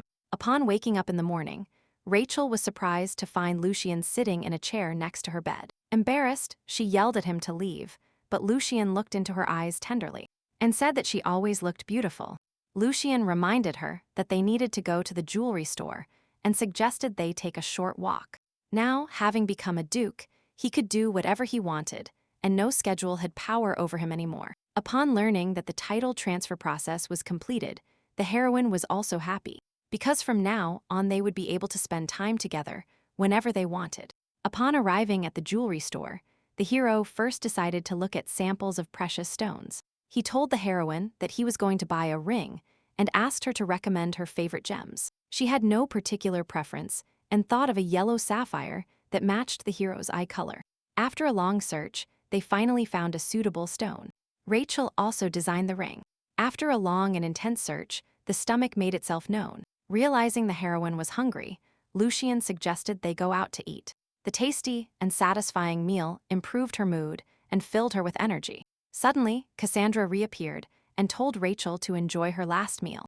Seeing how quickly Rachel turned pale, Lucian insisted on having a doctor examine her tomorrow. However, the doctor found no anomaly and reported that she was healthy. Upon reaching Lucian, she forced herself to smile so as not to upset him and told him that, according to the doctor, everything was fine. It was just overwork. After she left, Encho spoke to Lucian again. He said that Rachel is very similar to his lover. He said that all her records were deleted because she rebelled against the Empire, and the reason was that because of the imperial bastards, his beloved, who had emerald hair and eyes the color of the night sky, died. Looking at Rachel, Lucian became convinced that they really looked alike. Suddenly, Rachel felt a severe headache again. The next moment, a voice in her head said that it was time.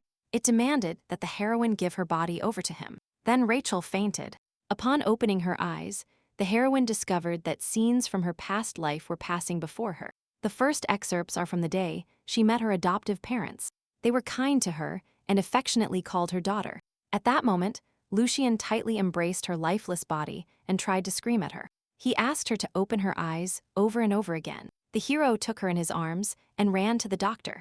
However, Rachel suddenly opened her eyes. Cassandra was delighted with herself because she managed to take possession of the heroine's body. But her joy was short-lived because the necklace began to absorb her energy. After Cassandra left Rachel's body, she lost consciousness again. Everyone was extremely worried about the heroine's condition. She did not regain consciousness for 3 days. However, after a thorough examination, the doctor found nothing and advised her to wait a little longer. Lucien was desperate. The Duchess was worried because she hadn't eaten anything during this time. Looking at Rachel, Lucien thought about the fact that he became Duke for her. However, if Rachel doesn't wake up, the whole world will lose its value for Lucien. At this moment, the heroine continued to observe the happy moments of her past life. Everything was going well until Rachel's adoptive mother became pregnant. The good memories instantly turned bad, and she once again felt abandoned. Rachel ran after them to stop them, but no matter how hard she tried, she couldn't catch up. Suddenly, she heard Lucien's voice calling her. He called her desperately and begged her to open her eyes. His voice helped Rachel regain consciousness and leave the past behind to live a happy future. Upon opening her eyes, Rachel saw her pet's haggard face, with tears dripping from its eyes.